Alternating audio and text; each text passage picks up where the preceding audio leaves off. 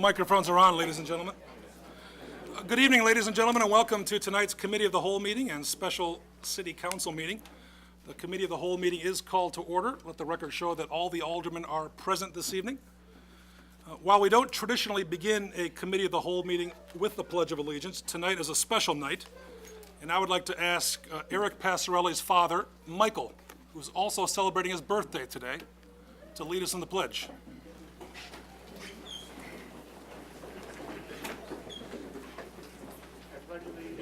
To the flag of the United States of America and to the republic for which it stands, one nation, under God, indivisible, with liberty and justice for all. Thank you, sir.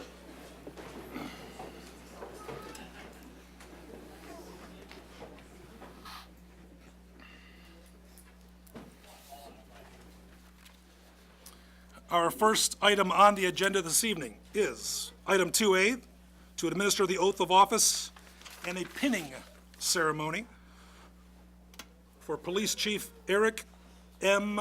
Passarelli. Chief Passarelli, and by all means, sir, yes, invite whomever you'd like to join you. Brennan? Our city clerk is going to administer the oath. Where's Ross? Ross, there he is. There, come. Should I move the podium? Come on, sit here.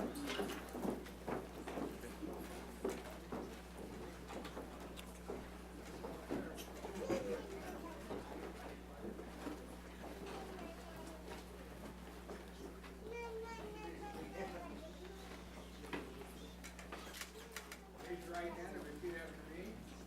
I, Eric M. Passarelli, I, Eric M. Passarelli, having been appointed having been appointed to the office of Chief of Police to the office of Chief of Police in the City of Geneva, in the City of Geneva, County of Kane, aforesaid, County of Kane, aforesaid, do solemnly swear do solemnly swear that I will support the Constitution of the United States, that I will support the Constitution of the United States the Constitution of the State of Illinois, and the Constitution of the State of Illinois, and that I will faithfully discharge and that I will faithfully discharge the duties of the office the duties of the office of Chief of Police of Chief of Police according to the best of my ability, according to the best of my ability, so help me God. so help me God. Congratulations, Chief.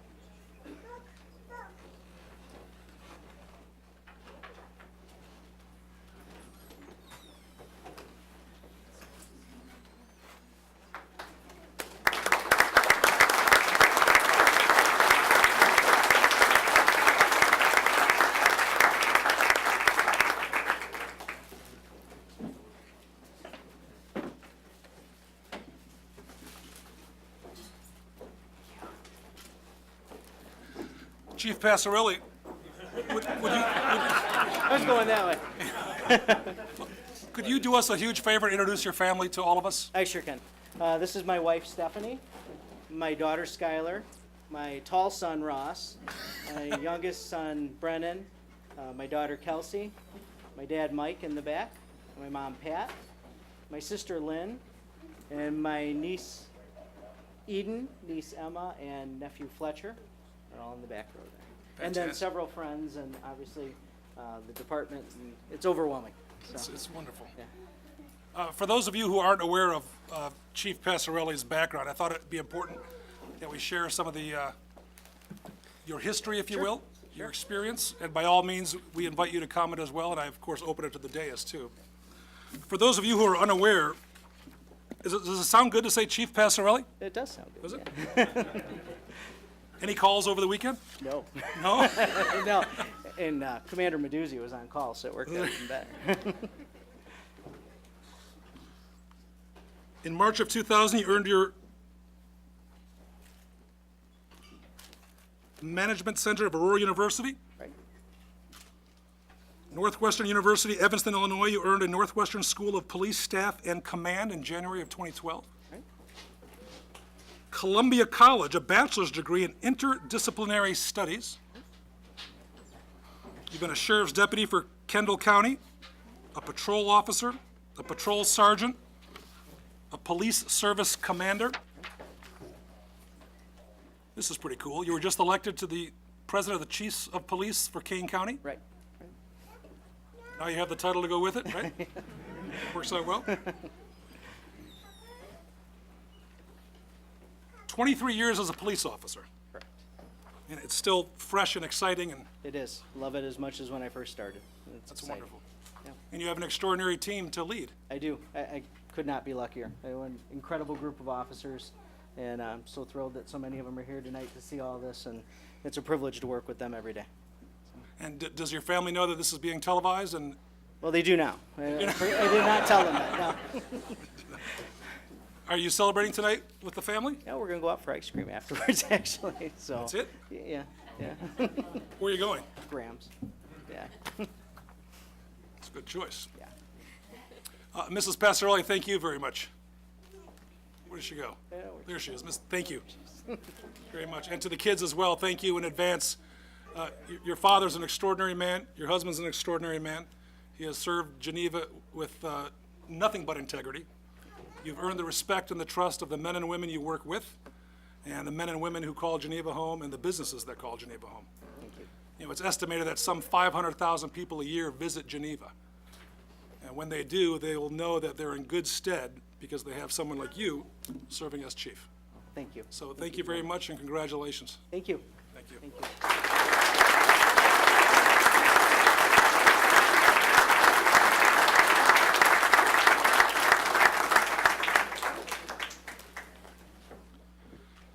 Does the ice cream include the commanders we're about to swear into, or is that just? Yeah, we're not swearing, we're just pinning others. Item 2B, folks, is the police department promotion pinning ceremony. Are we gonna do it all at once? We're gonna do it separately? You guys all have family present? Let's check out Commander Brian J. Meduzia. There he comes, folks. Brian, want to invite your family with you, yeah?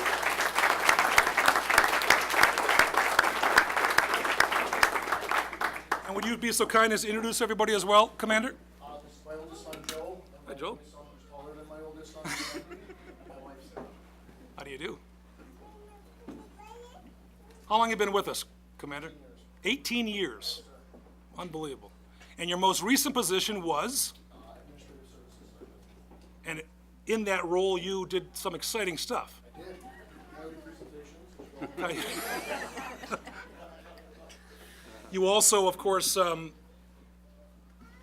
were in charge of background checks and what have you for some of the new businesses in town? So you know everybody very, very well? To some degree. Now, as commander, do you get Swedish days off? Absolutely not. Absolutely not. Is the new chief kind of tough on that? That's, well, I know you will be, so. Well, Stephanie, do you want to say something or no? No, I just talking to Mike. Yeah. We have a pinning ceremony tonight, correct? And who has the honor of pinning this new badge? Mrs. Meduzia.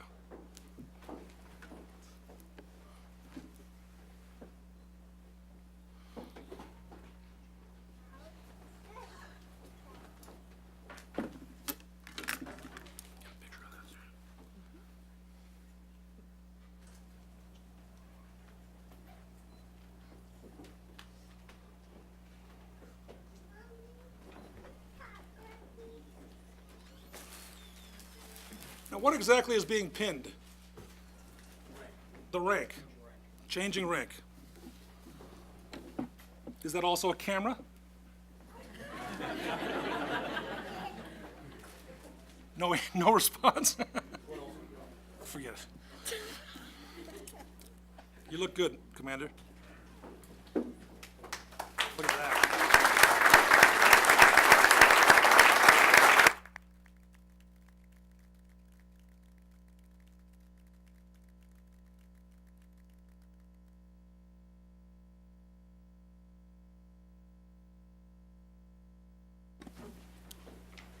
Let's say hello to Sergeant Matthew Dean. Sergeant Dean, welcome, sir. And your family is with you tonight. They are? I had the pleasure of meeting them earlier. It should be noted that Sergeant Dean dropped off Mrs. Dean and the little one because it was raining at about, what, 6:15? So, way to go. He's been here for 45 minutes already. And this little guy here sells newspapers on the weekend, so. How you doing?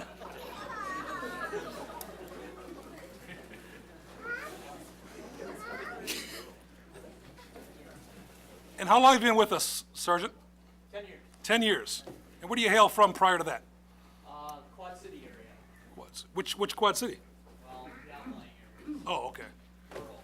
Very rural. Rural Quad Cities. That's awesome. I was a police officer in Moline for 4.5 years before. Oh, no kidding. Fantastic. And have you introduced your family? I have not. This is my wife, Kristen. This is my eldest son, Henry, and this is little George. And George has just turned 1, right? Yeah, that's awesome. And you're 4 years old, is that right? Oh, almost 4. Ugh.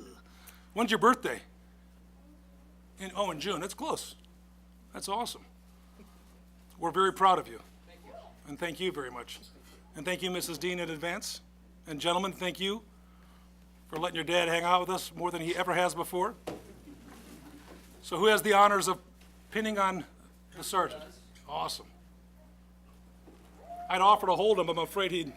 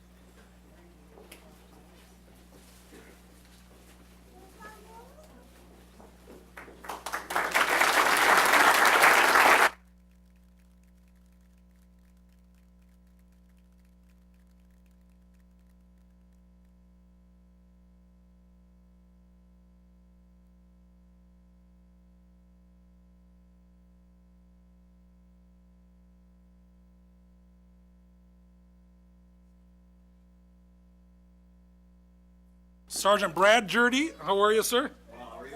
I'm well.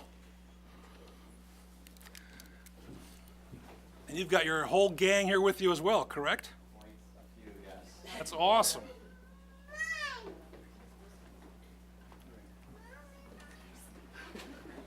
This is my wife, Kelly. This is my mom and dad, Pam and Jeff Judy, Pam Byer, Geneva grad. Of course. This is little Claire with Alder Crackers, and my sister, Danielle. Da- And Mommy and Reggie are the most important things right now to Claire, so as well they should be. Reggie, our dog. And Colleen, will you be bestowing the honors upon the good sergeant? You want to make sure you're angled properly there, Sergeant, so, Good lighting. good, well. Do you want us to turn them off?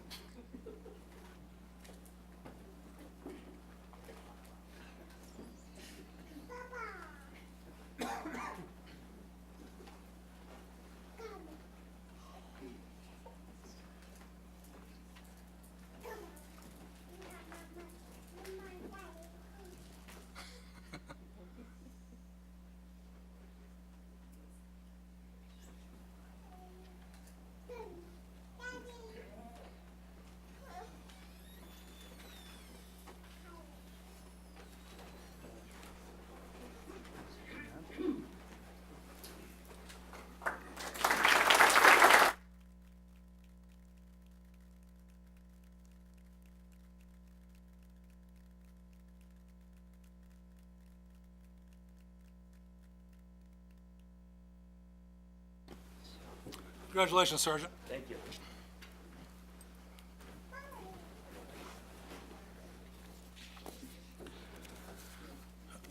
Ladies and gentlemen who are here this evening for this ceremony, by all means, if you wish to adjourn, feel free to do so.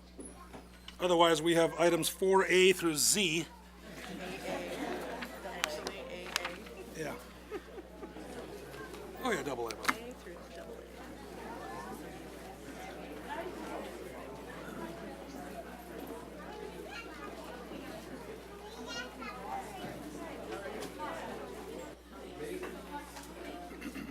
Without objection, folks, we'll carry on with the agenda. Item 3 is to approve the Committee of the Whole minutes from April 11th, 2016, and May 2nd, 2016. So moved. There's a motion by Marks and a second by Singer. Any questions or comments? All in favor, please say aye. Aye. Anyone opposed? Item 4A is to approve special event application for Fox River Trail Runners Summer Sunset 5K and Youth Mile event on July 27, 2016. Second. Motion by Cummings and seconded by Marks. Any questions or comments? Hearing none, seeing none, all in favor, please say aye. Aye. Anyone opposed? Item 4B is to approve special event application for the Multi-Sport Madness Triathlon, Youth Triathlon, on May 29th, 2016. So moved. Second. Motion by Cummings, who's run this thing before, I think. Seconded by Marks? Any questions or comments? I was never that young. Yes, you were. You just don't remember it. All in favor, please say aye. Aye. Anyone opposed?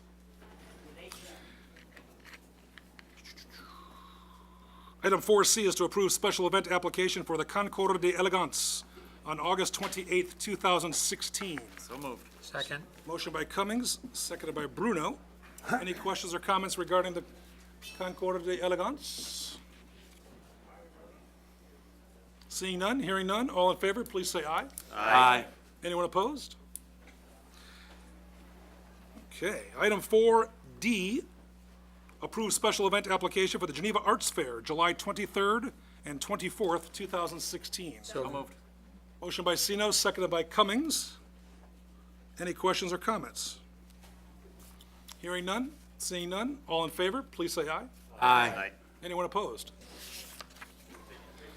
Item 4E is to approve Chamber of Commerce Class E6 liquor license for Arts Fair patron event, July 23rd, 2016. So moved. Second. Motion by Cummings, seconded by Marks. Any questions or comments? Seeing none, hearing none, all in favor, say aye. Aye. Anyone opposed?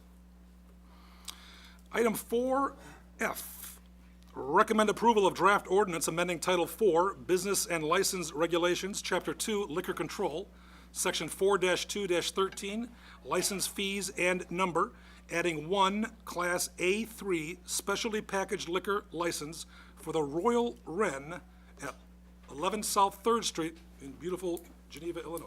So moved. Second. Motion by Cummings and seconded by Marks. Any questions or comments? Alderman Bruno. Mr. Ray, is there a representative from the Royal Wren? His Royal Highness right here, so come on up to the podium, sir, if I to, could trouble you.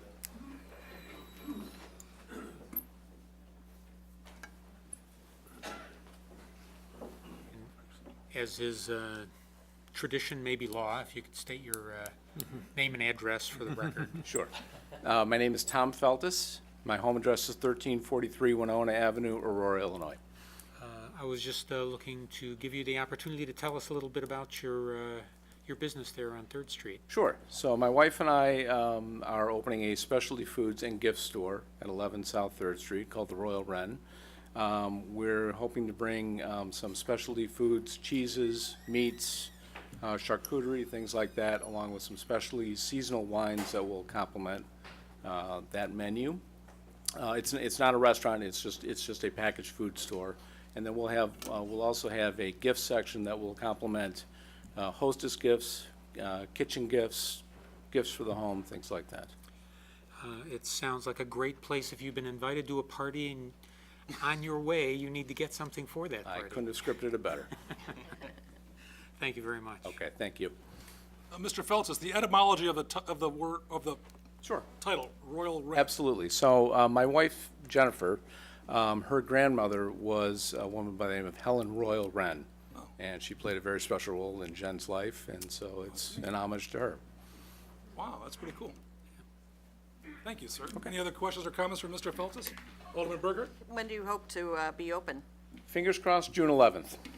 So if not by Time for then, Swedish Days. well, by Swedish Days, that's our drop dead date, but June 11th is what we're hoping to be there for. Great, I can't wait to check it out. Great, thank you very much. Look forward to having you. Anyone else from the dais? Thank you, Mr. Feltes. Okay, thanks. Thank you. Oh, did someone else have a comment? No? Thank you again, Mr. Feltes. Thank you. We have a motion, we have a second. All in favor, please say aye. Aye. Anyone opposed? Item 4G is to recommend draft resolution authorizing the execution of a license agreement for temporary use of sidewalk for installation of a mural at 121 South 3rd Street, the Fox Valley Jewish Neighbors. Second. We have a motion by Cummings and a seconded by Marks. Any comments or, well, actually, we have, I think, a special presentation tonight, don't we? Where's my friend Mim Evans? Is she here? Ah, you passed it off. I love it.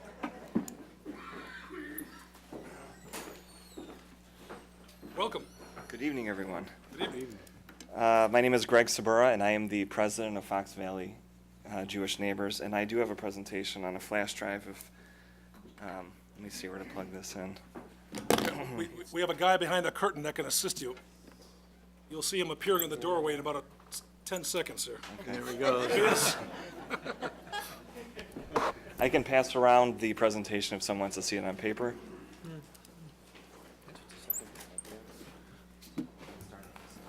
Thank you. Boy, let's see.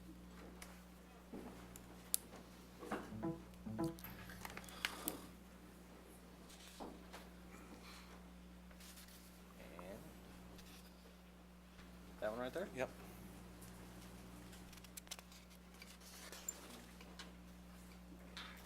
I'll let you run it from there. Thank you. Yeah, Alderman Maladra, unfortunately, our Oh, $10,000 point. good guess.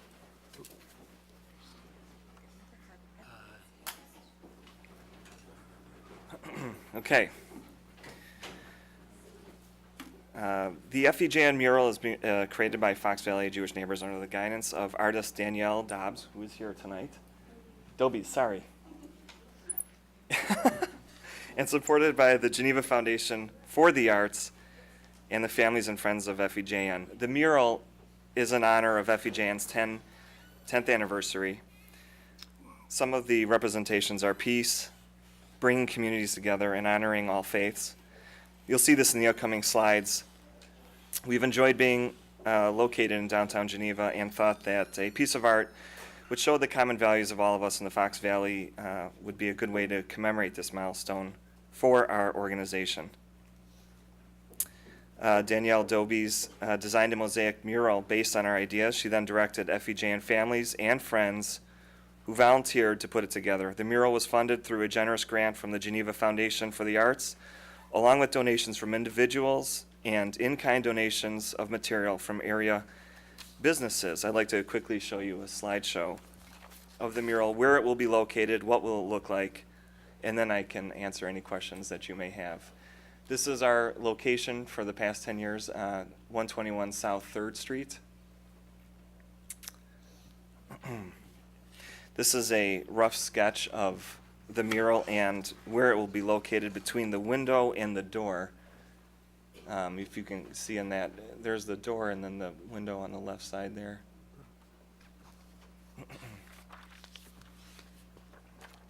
Panel 1 is local wildlife. We have photos of each panel. These are in-progress photos. None of the grouting has been done yet. This will happen after it's on the wall.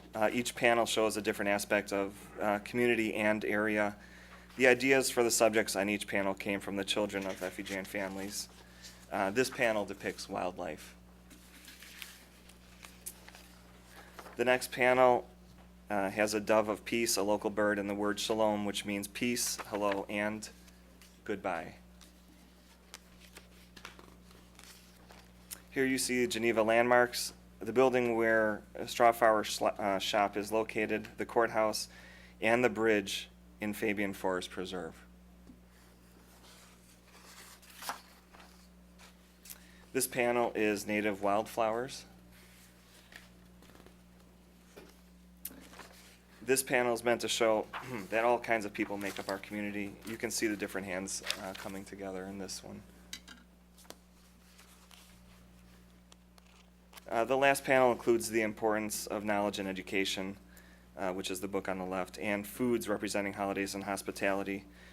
The mural will be professionally installed by Tony Herbert. The city has used Tony as a contractor as well.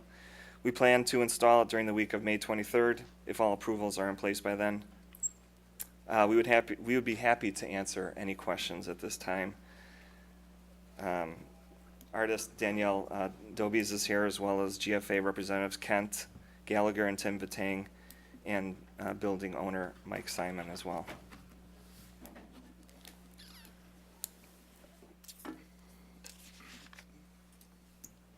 Thank you, Mr. Sabora. Any questions or comments from the dais? Very handsome. Thank you. Yes, Alderman Radecki. Could you tell us a little bit more about your organization? Yes. I trust that. I think a lot of people walk by there on 3rd Street, a lot, and they see the sign. They'd like to know more about it. Fox Valley Jewish Neighbors is an inclusive Jewish community group for Jewish and interfaith families. Our mission is to enrich lives, enhance connections, and be a resource for our Jewish community. We offer educational, social, religious, and charitable programs built upon Jewish values, heritage, and culture. And we've been, like I said, we've been in that location for 10 years now. Our goal is to develop a cohesive Jewish community in our area for religious, charitable, and educational purposes. Anyone else from the dais or the audience? Alderman Burkhart? Could we have the artist come up, Danielle yeah. Dobies?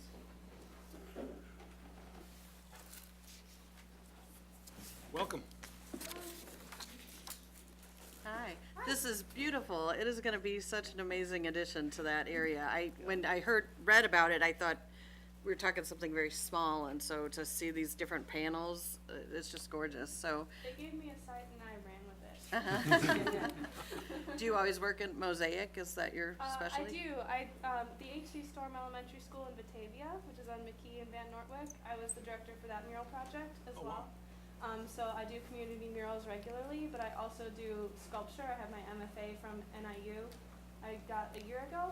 So for that, it was for sculpture. So soft sculpture, interactive upholstery, that kind of thing. So kind of weird, wacky stuff. Was it hard to pick the local landmarks to feature, or did the children have input in that? I picked things that caught my eye. There were buildings that I recognized as like notable architecture in the community, so wanted to include them for their architecture. Were there any special challenges with this, getting everything you wanted in, or just? Yeah, because the kids and the community members had a lot of ideas. So as you can see, there's a lot jam-packed into the composition. So I really tried my best to include everybody's idea. Well, it's beautiful, so thank you. Thanks so much. Well done. Anyone else from the dais? It's beautiful. Thank you. Thank you both. We do have a motion. We do have a second. Any additional comments or questions? All in favor, please say aye. Aye. Anyone opposed? Thank you again, Mr. Sabara. Thank you.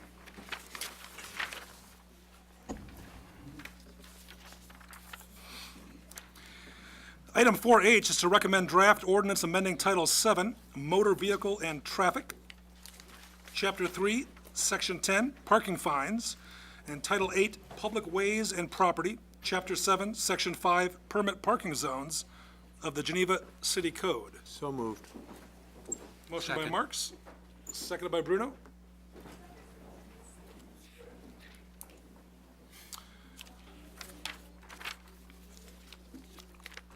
All of you have materials in the packet with respect to this issue. You'll recall that this was discussed several weeks ago during the budget hearings.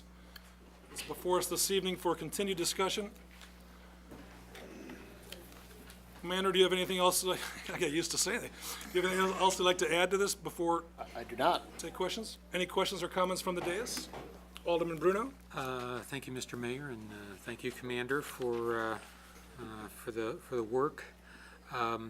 When we were talking about these fines and bringing them into parity with other communities, the one thing that does kind of jump out at me is the overtime parking.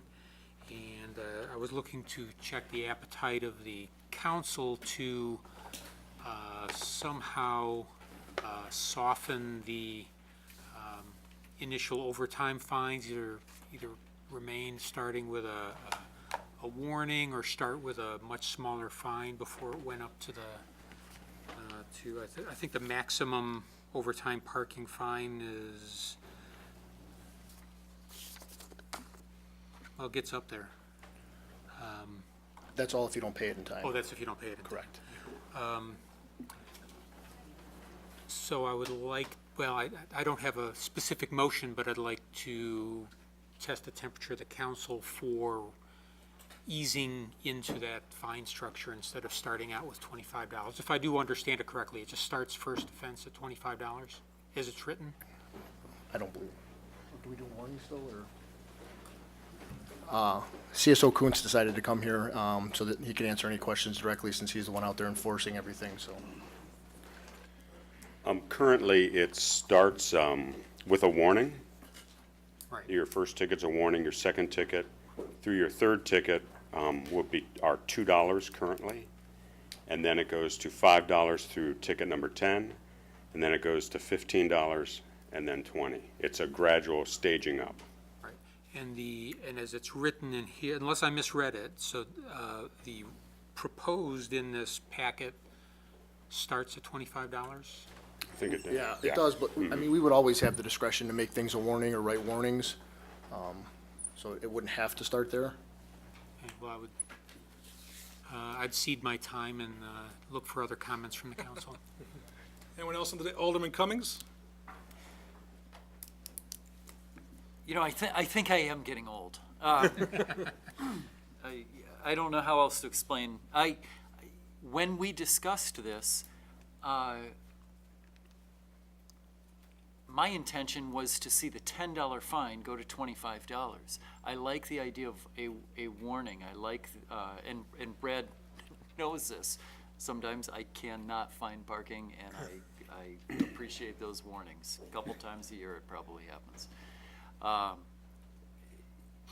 My intention either was to have the $10 fine going to 25, or in the fog of the war, I've changed my mind. And I don't know what it is, but I do know that I feel that going from a warning or two to 25 seems incorrect to me. And so I agree with Alderman Bruno in this, that this may need a little bit of massaging before I vote the whole thing through. And I'm curious, was it anyone else's understanding that we had approved, or we're looking for something, or am I really losing my mind? Thank you. That was a loaded question, so no one's going to respond. I'll respond. Alderman Simonian. Thank you, Mayor. I'll first respond to your question. You are losing your mind. I will attest to that, but I'm probably right next to you. I think when we first did this, I was under the impression, I didn't realize there was all this staggering of tickets from warnings to $2, fine. I thought it was a warning, then a $20 ticket or a $10 ticket at the time, or right to a $10 ticket. I didn't realize there was all this staggering. So I agree with you. I was a little confused when I saw the actual ordinance, and since then I've sat and spoke with a number of business owners downtown, and they have the same concerns. And I agree with Alderman Cummings. I think it needs a little more massaging in the fact that that middle ground between the derelicts like me who will park and pay the $10 to get the closest spot, because I think it's a great deal for 9 hours and then get off the train and then come pay my ticket, versus, and I think you can put some of the employee parking part of that equation in there as well. The intent is to get us out of there and get the shoppers in there, the folks that are spending money. And where's that delicate balance between those? But I agree. I think it needs a little more massaging, and I think it needs to be an opportunity where there's the warning phase and then the lesser phase before we get to get to the people like me who, I get my 25 and I stop doing it, and kind of scenario. And then I don't know if there's a way to allow, business owners who have those one-off situations that, someone's shopping in their place for a number of hours and then they come out. Is there a way to get them involved somehow where they can waive it, or they can, they get a get out of jail free card that they can hand and they can slip into the, I don't know all the logistics of the way to do it, but I think that we need to be conscious of making sure, first impression is important, but last impression is too. For a new shopper comes here, has a great day, and then finds a ticket on there, one or two times. I think we need to be cognizant of that as well. So that's my 2 cents. Thank you, Mayor. Thank you. Alderman Burkhart? I wanted to thank Commander Meduzia for his hard work on this. We were emailing earlier today, and I read the survey that you did of the surrounding towns, and I can tell you were kind of trying to bring us in line with a lot of those towns which do start with a $25 ticket. But I agree with a lot. Well, also I want to say I don't know that the police got a lot of input from us the night we were debating this. I remember a lot of, well, let's double the fines, let's get more revenue, we have a budget hole to fill. I know we spent a lot of time on the impounding portion, but when we were talking about the parking fines, I honestly didn't even realize that night that there's a difference between an overtime parking violation and a prohibited parking violation. And I don't think we talked about that night, and I feel like that's what we're getting at here is the overtime parking is what's giving us all the chills a little bit.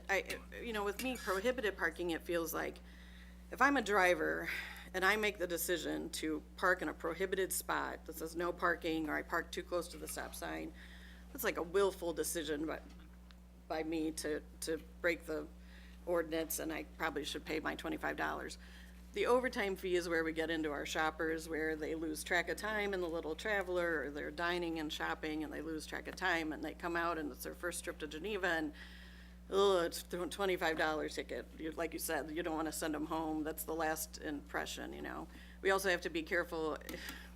I don't know how you determine intent. Is this person a shopper? Is this person somebody who ran for the train? But at least maybe with a gradual scale of a waiver and then a $5 ticket and then a $10 ticket, we're going to catch those people who are kind of parking and leaving the car all day and just considering it part of their commuting cost. And hopefully the people who come to Geneva a few times a year will remember, oh, I got to go move my car. I'm a little nervous about them getting in their car, because maybe then they say, well, let's just head home, or let's go to St. Charles. But you have to enforce the law, and like I said, I don't know how you're going to look at a car and think, oh, is this those ladies from Park Ridge who come here 4 times a year and they stay 5 hours a time, So I know we're going to get into, if we're going to try to make this maybe more in line with other communities, and really what probably we should be raising these rates a little bit. We probably are going to catch some people in the net, but I think that's what you're hearing from us is the overtime parking is the issue. And would that really only be Monday through Friday from 9 to 6 are there any overtime parking violations on the evenings or weekends? It's generally not. It's, the secret is out now. The only time that you're going to get a ticket is when I'm working. And that's from 7 a.m. to 3 p.m. And there are two ticket designations, like you had said. There's a timed parking ticket. That's a gradual fee. And then there's a prohibited parking ticket, be it if you're parking in the merchant lot before 8:30, that's a $10 ticket. If you're parking in the permit lots and you do not have a permit, that's a $10 ticket. If you park in the parking structures, the commuter lots, where it's at $2 to pay and you do not pay, it's a $10 ticket. So that's kind of the differences between it. We write far more parking tickets for violations than we do for timed parking. Oh, that's interesting. That's good. The first quarter of this year wrote 1,768 tickets, parking violation tickets, 473 timed parking tickets. Of those 473, 339 of those were warnings. So it always starts off with a warning and then gradually increases. And do you have something in your Jeep where you could put in the driver's, Yes, I do. license plate, and it can come up whether somebody's?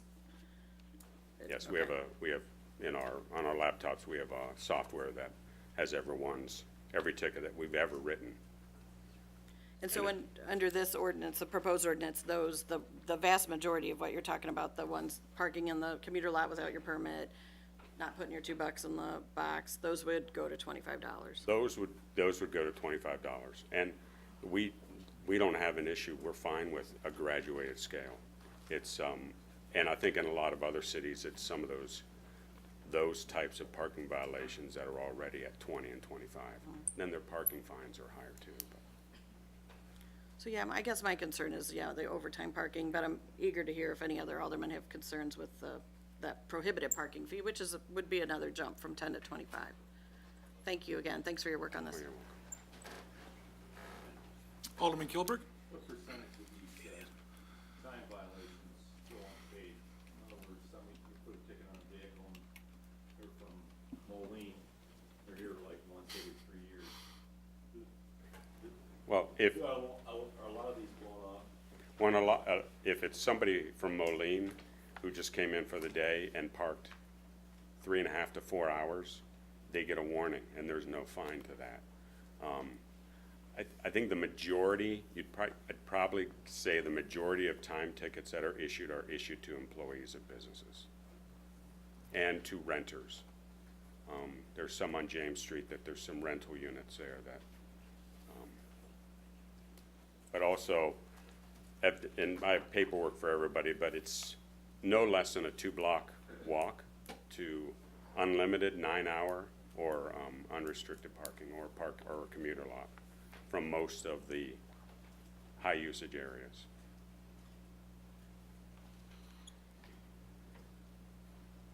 Alderman Kilberg has the floor still. Alderman Radecki?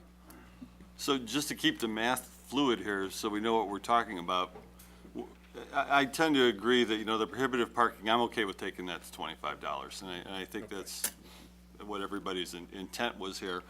We're talking about the time parking, and I know this is sensitive for the business owners, but we had 473 written in a year, 339 were warnings. That leaves like 140 that you say the majority of those are employees.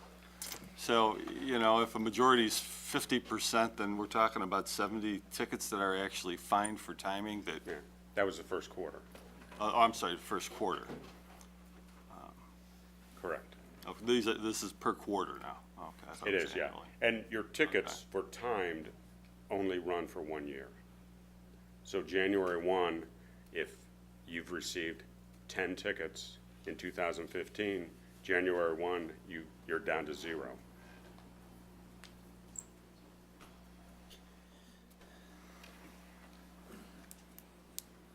And then we don't time ticket during December, and we don't time ticket during Swedish days. Now the secret's really out. Yeah, really. Now we've got a parking problem. Should have said, try to guess what months we don't do. Hold on for that. Alderman Radecki still has the floor. There's a lot of material here to work with. You know, my first initial thought was, geez, if we're gonna have a parking program, let's enforce it, let's give it, you know, a fine that means something to make it. I kind of disagree a little bit with Alderman Burkhart. My gist with this was really to see if our program was effective. It wasn't just in the context of budgetary discussions, because this is not going to fix the budget problems that we have, you know. I'm much more in tune with if we have an effective parking fine program and one that is in step with some of the other communities. So, you know, I'm okay with the $25. I think everybody else is. You know, I think that there is some change, there are some probably warranted changes on the timed, maybe a slight increase or a change with, you don't get 10 a year until it gets recharged, or maybe stiffen that up a little bit, but I'm not looking for anything that would make it punitive, that would drive, you know, that would hurt the merchants or the shoppers. So, you know, I don't know if it's the will of the council to go to the 25 and then maybe have these gentlemen bring something back to us with maybe a little bit more robust program on the timing to consider, or just leave the timed as it is. I guess those would seem to be the choices to me at this point. Thank you. Before Alderman Bruno or Alderman Cummings speak for a second time, anyone else wish to speak for a first time? From the dais, Mrs. McKittrick? I just wanted to add a point of information. In talking to some of the other communities where our ordinance reads that it's mandatory to issue a warning, the others are discretionary. Even though it doesn't say in their code that they start with a warning ticket, it's up to the discretion of the officer, and most of the time they will do that. So even though theirs doesn't say you have to first issue a warning ticket, most of them do. Our code actually spells that out, where it's mandatory that the warning is first. The other thing I would like to add too is we started actually working on updating this code last summer, last fall. I know it got into the discussion this spring, but the survey was taken last fall. So we actually started updating the code because we're so out of whack, and the last time we took a look at it, it was 2004. Before that, no one could even remember when we took a look at it. So we're so far apart from other communities. It was on our list of to-do projects to try to bring us in line with the average of other our comparable communities. So just a couple of points of information. Thank you. Alderman Maladra, Bruno, then Cummings. Yeah, I don't like saying, let's give it to you guys to come back to us with a solution. Not that you can't, I just think that sort of puts you in an unfair position. So my take on it is this: I think that I personally am fine with the fines for the prohibited parking. I figure that if you're parking someplace you shouldn't be, that's causing a problem. You know, the extreme would be what we do with handicap parking, right? We've got to get you out of there. We need to discourage that. If you're parking in the commuter lot, some idiot like me who's paying to do that is out of space because somebody else is saying I don't have to pay to do that. So I think that the $25 immediate charge for people parking in prohibited spots is fine. As far as the overtime thing, I'm with Alderman Simone. That scale is kind of complicated, Brad. You got to pull out your card and go, what are my rules here? So I'm thinking that it would be simpler to say, you know, first time you get a warning and to codify that. I think that's good. But if you're a repeat offender, it's $25 fine. Simple. That would be I would offer that for consideration. Thanks. Alderman Bruno, then Alderman Cummings. Thank you. And I would reiterate, if it's not clear, that you know, my only concern was the overtime parking. When we hand out those warnings, is the fine structure written on there, like next time you'll have to pay $25 or $10 or what? It is not. It is not? It is a specifically printed courtesy warning ticket that I probably should have brought some, but it says thank you for, yeah.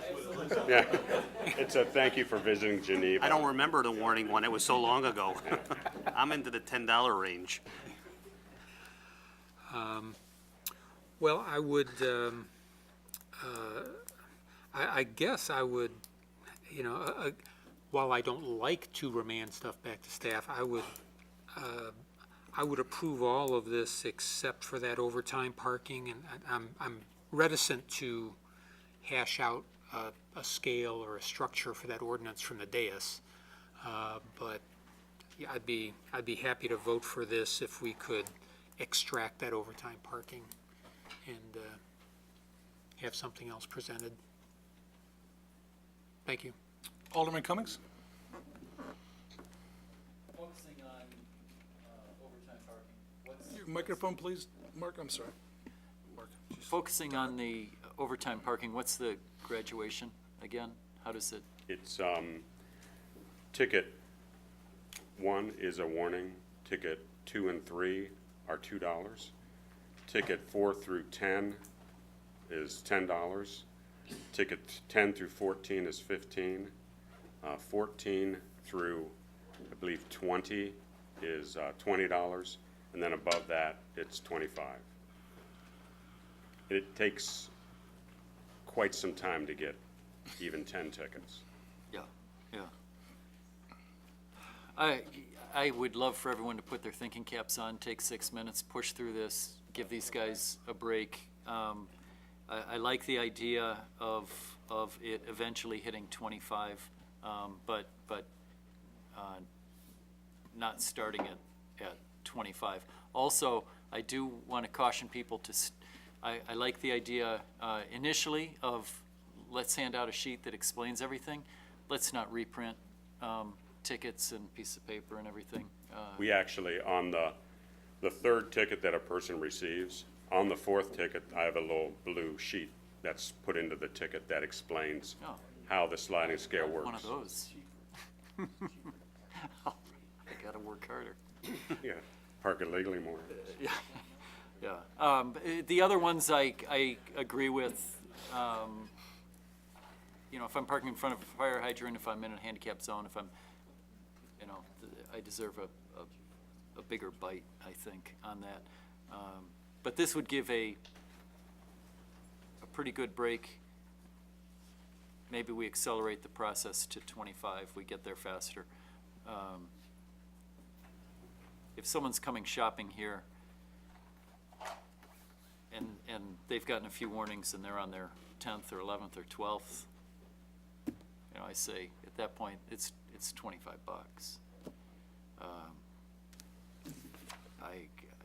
Anyway, I want to throw that out and encourage people, you know, maybe we can, I know from the dais, get through this and let these guys work on other stuff. Thank you, Mayor.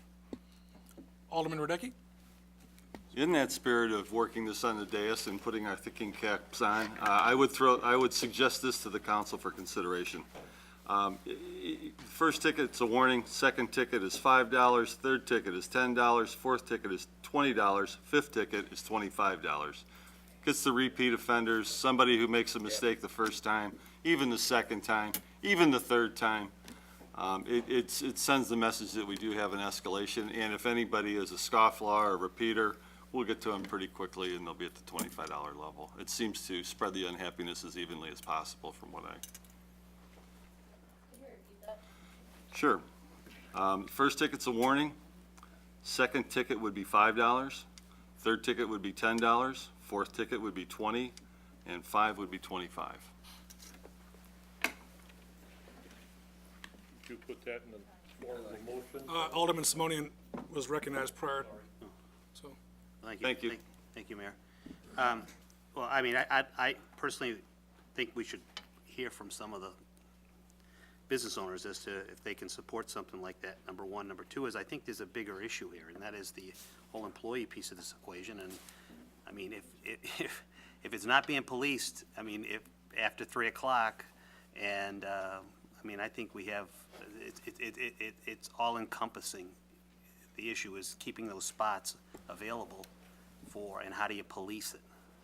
So, I mean, I think it's part of the whole picture. Agreed it is, and I was on the joint parking committee with Mr. Simon, Karen McConaughey, and Steve Burnham 18 years ago, and it was an issue then. It's an issue now. It's one that I doubt we're gonna solve with this discussion right now. I think in the interim, these are reasonable steps to take, but if we want to put that as part of the equation to package this and to get some kind of closure or some kind of understanding on that, I think that's a discussion for another day. Thank you. From the audience, Alderman Burghardt? This was kind of a question earlier, and I think I didn't frame it right. The time parking would usually end, in most of these lots, or street parking where you have time parking, it usually ends by 5 or 6 during the week, right? And there's no limits on the weekend? There's no limits on the weekend. There's certain areas that you cannot park after 2 a.m. Right.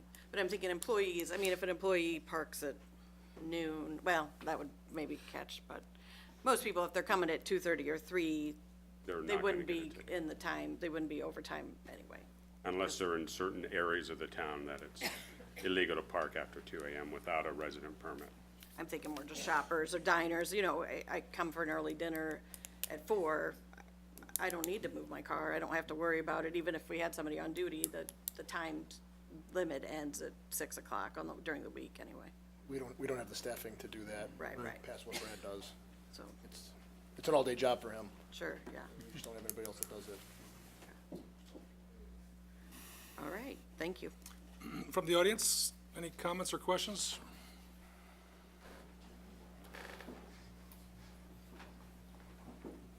Mike Simon back there. Oh, is it, I'm sorry, I can't see past the commander. Oh, Mr. Simon, welcome, sir.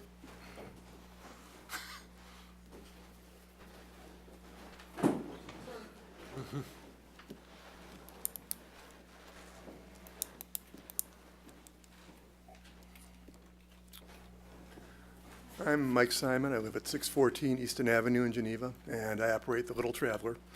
And first, I appreciate all of your understanding of the value of shoppers and what they do for the community. As some of you know, I spend most of my time wandering the store talking to customers. And the thing that I like most is when I'm introducing myself to somebody who's here for the first time, and they tell me how long they've spent in the store, which is usually longer than they thought. And then they ask me where they should go to lunch. And then they ask me what else there is on the street. And before you know it, they've planned a day. The majority of the people who come in from out of town who are regulars come between 2 and 4 times a year. And obviously, we want them to spend as much time as possible downtown. And as Alderman Simonian says, the last impression is as good as the first impression, or as important as the first impression. So I'd encourage you not to make the second or third or fourth ticket something that they're going to remember. Typically what I get from customers is they say, gosh, I didn't know I was going to spend so much time here. If I get a ticket, what should I do? And my response, and my staff knows the same thing to tell them, is if you get a ticket, we'll pay for it. Because we know if they're an occasional visitor, it's not going to be a big ticket, and the worst it's going to be is $10. And they'll say, how much is it going to be? And I'll say, it's either going to be $2 or $5. And then they'll laugh and they say, well, I'll continue to go shopping then. We like that. I've never paid a ticket yet because it's such a small amount if they do get something that it doesn't bother anybody. So we need to make sure that whatever we're doing continues not to bother people and makes Geneva the welcoming place that it's always been. If you want to put off this part of the discussion for the future and get some input from some of the merchants besides myself, I'm sure there are a number of people who would be happy to talk to you from the experience of their stores and restaurants so we could do something that would be acceptable to the majority. Thanks. Thank you. Anyone else?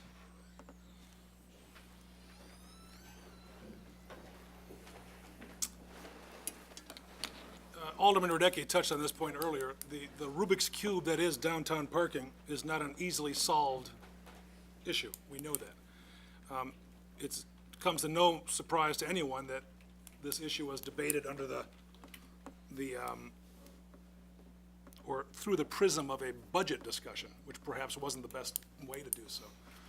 But I would concur, for what it's worth, that we shelve the second half of this and a motion be offered on the prohibited parking issue. We're in no hurry. So, and we all know now that there's no tickets in June or December.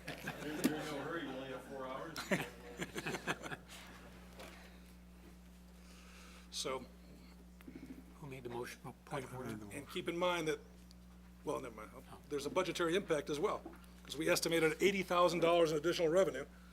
So, Point of order, Mr. Mayor, who made the motion and second on this item? it was Cummings and Marks, I believe. Marks and Bruno, excuse me. So we can entertain an amendment to the motion, we can entertain a motion to withdraw and reconsider later, we can, if anyone needs to move their cars. It's after 6, he's not working. Oh, good. Hold on, okay. He's not working, he's in here, so. You know what, for the motion right now, since I made it, why don't we just take out the overtime parking and come back and have the staff look at that with something, and let's just vote on the rest of it, I would say, if that's okay with Alderman Bruno. That's fine. Since we're acting on the committee of the whole structure, just a friendly amendment that the motion would be to consider only prohibitive parking, Yep, not the, and emergency parking, those of course, that are already prohibitive there. would be Yeah. handicap, et cetera, Okay. et cetera, yeah. All but overtime, right? Right, all but overtime. Alderman Radecki, then Alderman Simonian? I'm supportive of pulling that piece out, but I don't think it's fair to send them away without any kind of Right. direction or what our concurrence is. Do we as a group want them to come up with a structure that, 1 through basically 4, there is no penalty to it? Or do we want to have some penalty to it? So I think it's important that we give them a framework or parameter if we can't do this on the fly. I would actually say, at 12, that's one a month, you're at the 25. I don't care the range in between there to get up to that, but one ticket a month, at that point, you should be up to the $25, at least by then. There's no question about that. Alderman Simonian? Thank you, Mayor. Personally, I think that there should be maybe a couple of aldermen, a couple of the business owners just figure this out and just come back and propose it, instead of trying to have the officers do it or the staff do it, and get consensus on both those sides and come back with the structure that both sides feel comfortable with, and I think we can probably agree to it at that point. That'd be great. Fine, that's fine.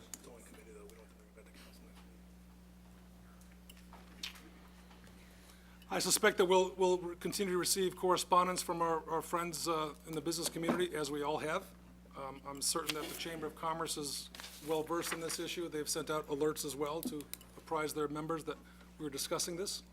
So I would encourage anyone and everyone who has a comment to make or a suggestion, certainly we can email CSO Kuntz and/or Commander Meduzia, or your respective alderman, or anybody, quite frankly. So, but, yeah. So, the motion on the floor is to consider exclusively the prohibitive parking, no overtime parking. Correct. Yeah, everything but overtime. Exactly. Everything but Any overtime. additional comments or questions? I will also say this, that I do not believe that this motion, or excuse me, this issue should come back before the council next week, because it'll just, I think, complicate the entire parking issue until we've resolved or addressed the overtime issue. So we'll just advance this and hold it in abeyance until we have the other element considered. That's fine. That's fine. Any last-minute comments? All in favor of the motion indicate by saying aye. Aye. Anyone opposed? There you go. First ticket's $1,000, second ticket's $500. I don't think you read it right. Pardon me? You might not have read it right. No, thank you. Mayor? Yes, sir. Quick question. That's prohibited parking and improper parking? Correct. Okay.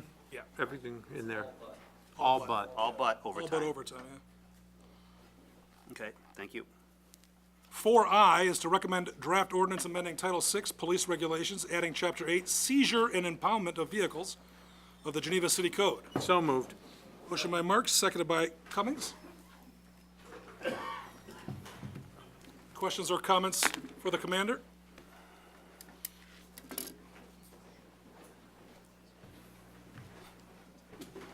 For This one's the easy. Alderman Sino? I thought the towing was separate from the impoundment fee.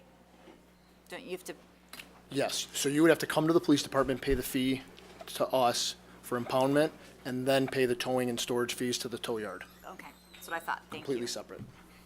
We're gonna have like a letter that they would get to indicate that they paid it and work with our tow companies to make sure that they recognize that letter before releasing the vehicle. Right. Alderman Kilburg? It's on a rotating basis. We use Duke and Lee's and certified. Yeah, and one's out of Batavia, one's out of St. Charles.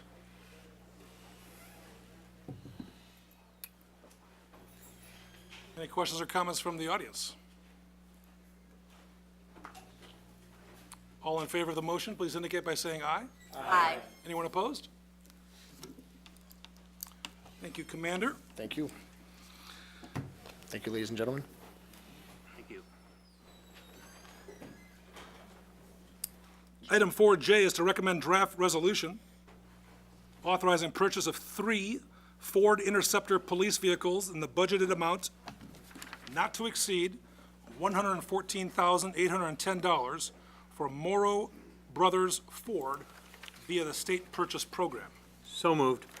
Second. Motion by Marks, seconded by Sino. Any questions or comments? I'm the new it, sir. Pardon me? I'm the new it. Get the new- Congratulations. Thank you. Eli Rivera, ladies and gentlemen. Alderman Simonian. Thank you. Is this in this current budget, or is this next year's budget? Is this current budget? Yeah, 2016, 2017? Yes. Yeah. We're in the Okay, so 16, fiscal, 17. yeah. Okay. And then I'm going to ask my standard question with vehicles. Did we look into leasing? We did, the discussion was had during the budget process, so I don't have all the details here, but we did look into it, and it wasn't a big cost savings over the term of the lease Versus purchase? versus purchasing. Okay, thank you. Anyone else on the dais? Anyone from the audience? We have a motion, we have a second. All in favor, please say aye. Aye. Anyone opposed? Well done. Thank you. Item 4K is to recommend draft resolution authorizing waiver of bidding process and acceptance of proposal from Tri-R Systems Incorporated in the amount not to exceed $225,000 for the completion of wastewater treatment plant SCADA system upgrade and fiber optic network installment project. So moved. Second. Marks makes the motion and Sino makes the second. Questions or comments for, we have Director Babica, we also have Superintendent Van Gescam here tonight.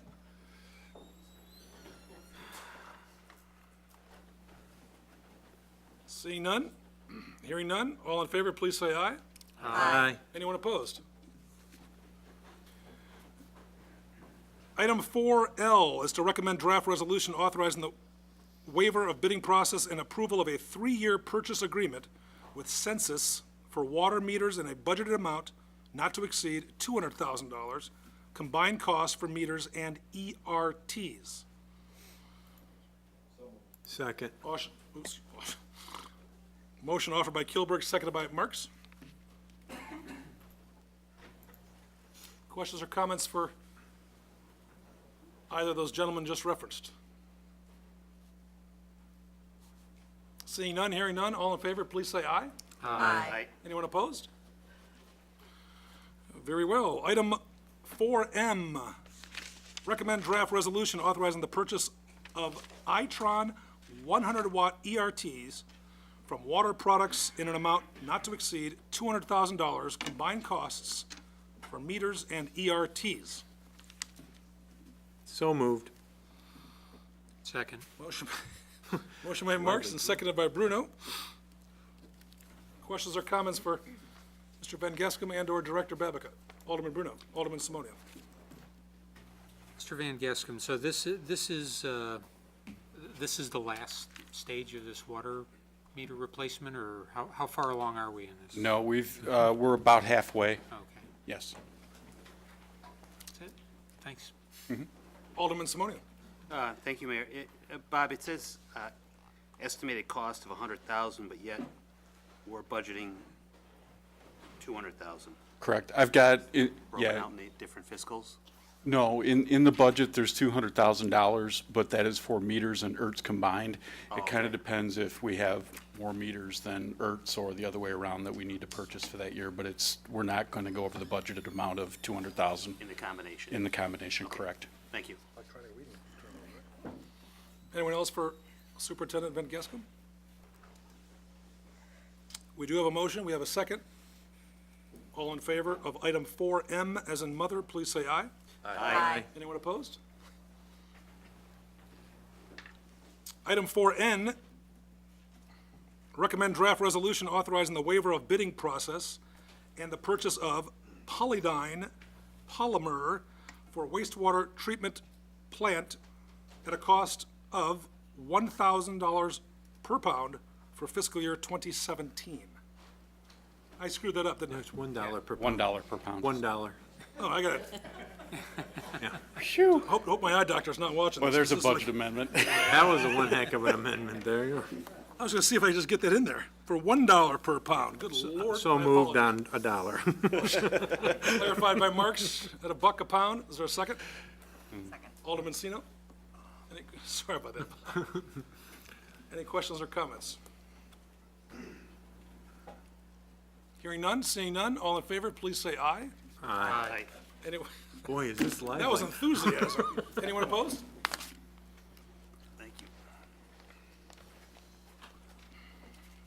Item 4O is to recommend draft resolution authorizing city clerk to execute IDOT State Motor Fuel Tax Fund Forms BLR 14230 and BLR 14231 for fiscal year 2017 street maintenance operation. So moved. Alderman Marks makes the motion, Second. seconded by Alderman Sino. Any questions or comments? You got BLRs and ERTs and... All in favor of the motion, please indicate by saying aye. Aye. Anyone opposed? Item 4P is to recommend draft resolution authorizing the execution of a proposal from Hampton, Lenzini, and Renwick Incorporated in the amount of $44,000 for completion of the 2016-2017 Wetlands Management Services for Eagle Brook and on Brentwood Ponds subdivision. So moved. Second. Motion by Radecki, seconded by Cummings. Any questions or comments? Hearing none, seeing none, all in favor, please say aye. Aye. Anyone opposed? Item 4Q is to consider draft resolution authorizing the agreement with DeMar Tree and Landscaping Services Incorporated in an amount not to exceed $120,000 for the fiscal year 2017 tree trimming project. So moved. Second. Motion by Bruno, seconded by Marks. Any questions or comments regarding this item? Seeing none, hearing none, all in favor, please say aye. Aye. Is there anyone opposed? Item 4R is to consider draft resolution authorizing the easement agreement for storm sewer extension at 729 Edison Street. So moved. Motion by Marks, seconded by Cummings. Questions or comments? Seeing none, hearing none, all in favor, please say aye. Aye. Anyone opposed? 4S is to recommend draft resolution granting conditional site plan approval for a nursing home facility with the OR Office Research District, otherwise known as Meadowbrook Manor MMG Partners LP. So moved. Second. Motion by Singer, seconded by Marks.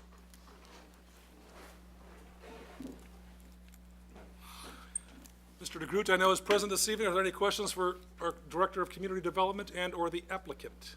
Alderman Singer. Just a comment, it pleases me, it's been 5 years, this program in the making, and it's a nursing home facility, and I think it's going to be excellent, and we're very pleased that it's coming into the community, so congratulations. I'm sorry it took so long, but you gentlemen did the right thing for us, and we appreciate that. Thank you, Mr. Mayor. Thank you, sir. Credit to staff also. as well. Well done. Took a lot of help to get this together. Thank you for sticking with us. Anyone else from the dais? I think the council would agree, and I suspect the applicant, and I know Mr. DeGroot would also agree, a shout out to our friends at Northwestern Delnor for executing the agreement, so we can have a shared access issue, so all good. Any additional comments or questions? All in favor of the motion, please indicate by saying aye. Aye. Anyone opposed? Excellent. 4T, recommend draft ordinance amending Title 11 zoning, Chapter 5, Article J, Section 11-5J-5A, accessory buildings and uses, and Section 11-5J-4B, lot and area requirements, all related to regulation of temporary facilities, modular classrooms in the RPS Public School District, Geneva Community School District 304. So moved. Motion by Merks, Second. seconded by I was Simonia. gonna die there. Kids will be learning outside. Because of the... Any questions or comments? Mr. DeGroot, of course, is present as well. These will be primarily chemistry labs, is that correct? No, I'm just kidding. I thought nuclear physics. Nuclear. All in favor of the motion, please indicate by saying aye. Aye. Anyone opposed? 4U is to recommend draft resolution amending the city's adopted downtown station area master plan to change the future land use designation for a portion of the property from public, semi-public to downtown commercial mixed use. So moved. Marks makes the motion, and Cummings makes the second.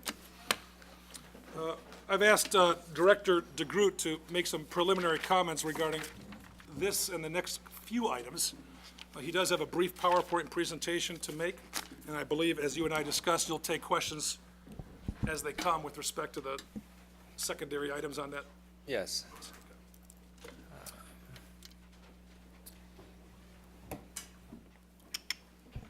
Okay, thank you, Mayor. Items U through Z are all related to the 7th and State redevelopment project that was recently considered by the Plan Commission. Just wanted to start off by providing a little bit of background of how that process went, and then go over each one of the 6 items on the agenda tonight that are remaining from that project, as the applicant did withdraw several of their requests. So just a brief background. The location of the redevelopment project is bounded by State Street to the south, Peyton Street to the north, Richard Street to the west, and then the Ace Hardware and 7-Eleven Shopping Center to the east. Existing conditions, there was the 4-story Citron Industrial Building that was demolished last year. There's currently a vacant 2-story commercial office building on the corner of State and Richards. There's a vacant 2-story duplex, another vacant 2-story office building at the corner of Peyton and Richards, and then a 45-space surface parking lot. The 7th and State redevelopment proposal proposed to demolish all those existing structures and construct a 3 to 5-story 202-unit apartment building, a 337-space parking deck that would have been wrapped by those apartment buildings, or those apartment units, construction of a retail building at the corner of State and what would be 7th Street extended, and then 106 surface parking spaces along that 7th Street extension. It's just kind of a site plan showing the general layout. North would be to the right of your screen here. So that redevelopment proposal consisted of 9 different applications before the Plan Commission. Those 9 different requests can be kind of lumped into 4 main categories: amendments to the downtown master plan, amendments to the Geneva zoning ordinance, rezoning of the property, and then planned unit development plan approval. The Plan Commission held a public hearing on those requests beginning back in December of 2015. That was continued to January 28th and then continued again to March 10th, and the public hearing was closed on March 10th. Then the Plan Commission began their deliberation on April 14th. At that April 14th meeting, the Commission did make recommendations on the first 4 requests, the amendments to the downtown master plan and amendments to the zoning ordinance. After several of the amendments to the zoning ordinance were not recommended for approval by the commission, the applicant decided to withdraw their request because the remaining requests were kind of dependent upon those approvals. So you can see here the items that are in red and struck through are the remaining requests that were withdrawn. I think it's important to note that all of those requests are the requests that are tied to the physical improvements, the construction of the apartment building, the parking deck, 7th Street Extended, and the retail building. So there's no longer a specific redevelopment request being considered by the Committee of the Whole of the City Council. Any future development proposal would require starting the process over with new applications, another public hearing before the Plan Commission, and then recommendations to the City Council on that application. So again, the only items being considered by the Committee of the Whole and the City Council are the amendments to the Downtown Master Plan and the amendments to the Geneva Zoning Ordinance. One thing I wanted to note was that the Plan Commission did bifurcate items 3 and 4, the amendments to the zoning ordinance. So that's why there's 6 items on the agenda for the Committee of the Whole and not the 4 that are shown here. And then I've kind of provided a summary of each one of these requests, Mayor. I don't know if you want me to kind of present one and then vote on each one. Well, we'll have to vote on each one separately. I think that's an appropriate thing to do. I would ask the members of the committee, which I can't see, if they have any questions regarding the summary provided by Mr. DeGroot. And of course, if anyone in the audience is present as well, they have any questions they want clarified, or Alderman Simonian? Thanks, Mayor. David, prior to this situation, what was that area zoned and what was able to be built there? Was another C-Tron able to be built there? The property is currently zoned industrial, so the zoning has not changed. It remains industrial today. Okay, so someone could come in as of right today. Any permitted use within the industrial district that complied with setbacks, height requirements, would be a permitted use. Yeah. And what's the what's the height on the existing zoning right now? I mean, how Up high to could it 80 go? feet. 80 feet? Right. But there are significant setbacks required in the I-2 district as well. Okay.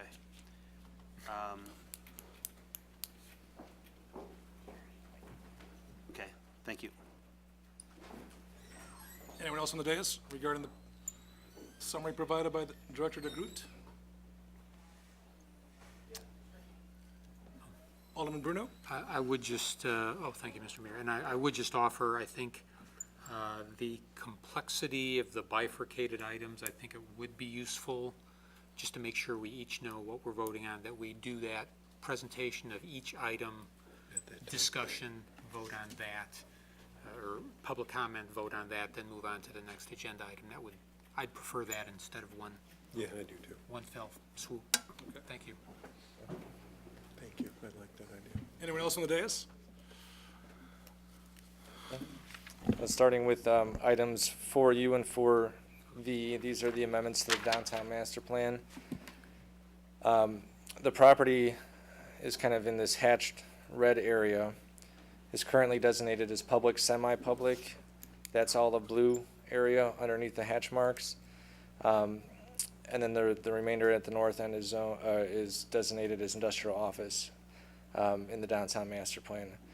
The public, semi-public designation was put in place because when the plan was being developed, it was anticipated that the library was going to purchase the site for construction of a new library. That obviously did not go through, but it remains in the Downtown Master Plan. The industrial designation on the north end is property that's owned by Burgess Norton, and at the time it was anticipated that they would continue to use that property. As part of the development proposal, they would have had parking within the proposed parking deck, so the request was to change it to commercial mixed use. This property was also part of Opportunity Site 3 in the Downtown Master Plan, which was kind of an illustrative development concept for not only this property, but for the Ace Hardware Center to the east, Engstrom Plaza to the south, and then townhomes along James Street. The Plan Commission did recommend approval of the requested amendments to the Downtown Master Plan by a vote of 7-1. The one nay vote was a commissioner that felt strongly that we should reevaluate this Opportunity Site in some more detail. because we did kind of anticipate that it would be the home of the library, and we didn't really contemplate other uses at the time. But again, these first two requests are just to really change the color on that map from blue and purple to red, from public, semi-public, and industrial to downtown commercial mixed use as the intended future use of the property. We are on item 4U. We do have a motion and a second on the floor. Any additional comments or questions regarding that item? Alderman Burkhart, I know you had your hand up. Mine can wait for 4B. Okay. Alderman Simonian? Thank you, Mayor. David, now this will take away that industrial, this particular, No, this is only an amendment to the downtown master plan, which Okay. is a planning guiding policy that would be the intended future use of the Okay. property. It's not rezoning the property. wink at me when we get to that part. Well, that request was actually withdrawn, so That's not on the there's table no tonight. rezoning. So this remains industrial regardless of what we vote on tonight? Right. I thought, And we have no authority to vote on that tonight unless it's already been vetted through the plan commission. So we're only voting on 4 items that were advanced to the council from the commission, so. Okay. Anyone from the audience? Forgive me if I can't see behind the director, but David, just for clarification, the one person who voted no, what did they want? More vetting of? I missed that part of. I was at most of the meetings, but I missed that one vote. They just don't know if that should be what it changes to, or did they want it residential, or what? I think there was general support for a mixed-use development, Yeah. even from the commissioner that voted against it, but he was looking for a more detailed exploration of this opportunity site now that the public library is not being considered. Looking for more clarity on how we envision the site to lay out and transition to the residential properties to the northwest corner. For the clarification. Alderman Bruno? Thank you. And just for clarity, too, this is a planning document that we change that downtown station area master plan to reflect that new commercial mixed use. If the WOW project comes up, that doesn't, we get together and we change that. Right. Thank you.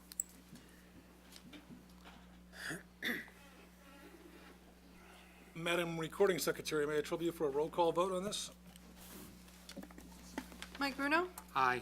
Tara Burkhardt? Aye. Donald Cummings? Aye. Dean Kilburg? Aye. Craig Maladra? Aye. Richard Marks? Aye. Jim Radecki? Aye. Tom Simonian? Aye.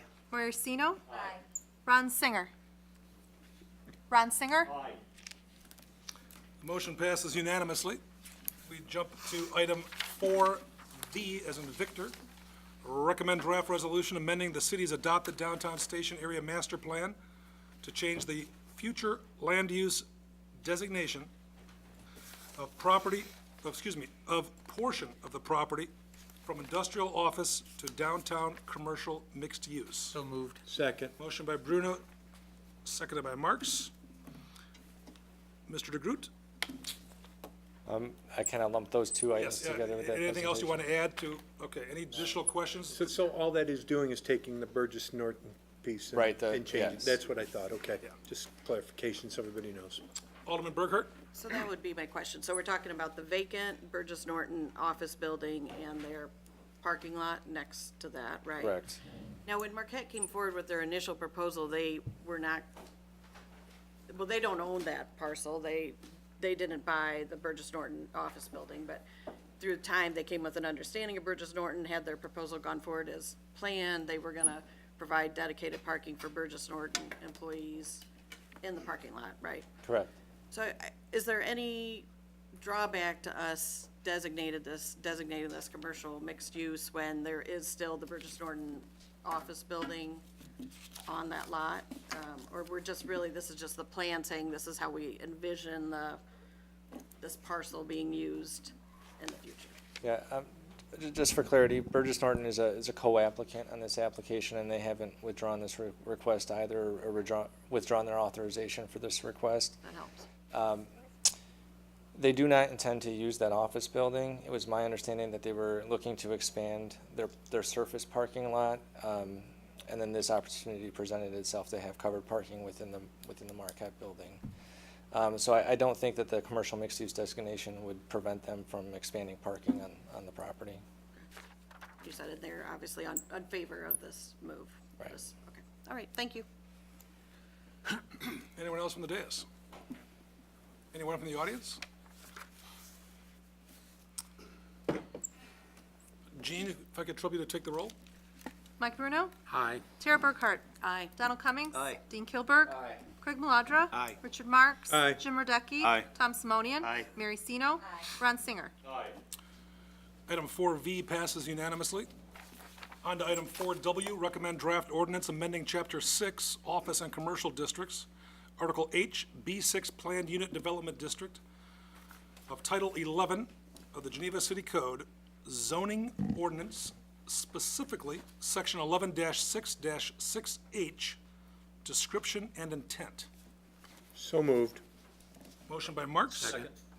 Ooh, it's a close one. Cummings. Mr. DeGroot. The applicant was requesting the B6 zoning designation to rezone the property from that I2 industrial district, along with the B2 and R6 districts, to the B6 district. The B6 district is intended to apply to areas of the community where planned commercial development or the use of specific parcels or land requires special attention. This could be due to economic or functional obsolescence of existing improvements, physical challenges, unique configurations of the site, or improper community planning. Back in 1995, when the zoning ordinance was adopted, there were specific sites that were identified as being appropriate for B6 zoning. B6 zoning requires a planned unit of development approval as a mandatory part of any development application. You can see here that the sites that were designated as B6 were the former Delnor Community Hospital before Dotson Place was developed, Kane County Courthouse, and then the North Riverfront redevelopment area before that was developed. Those were areas that were identified as unique and challenging enough to develop that mandatory PUD approval would be required. So this specific text amendment is just to add the former Citron property and the adjacent parcels as a potential site for B6 zoning, where that PUD process would be mandatory. Staff was supportive of that request. We do think that it is a unique piece of property, not only the configuration, but with the extension of 7th Street, the environmental cleanup that's required on the site, that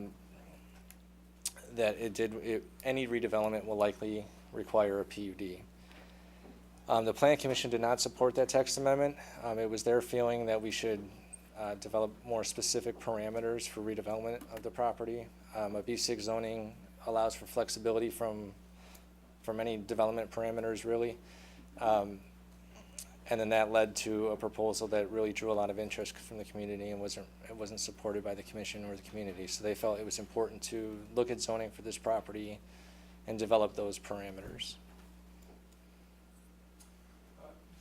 Prior to taking comments or questions to the dais, it should be noted, because this was defeated by the Plan Commission, if this committee of the whole wishes to overturn the Plan Commission's recommendation, a 2/3 vote is required.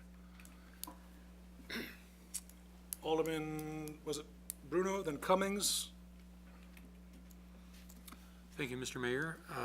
And again, just for clarity, this is not changing the zoning of that parcel yet. This is referencing.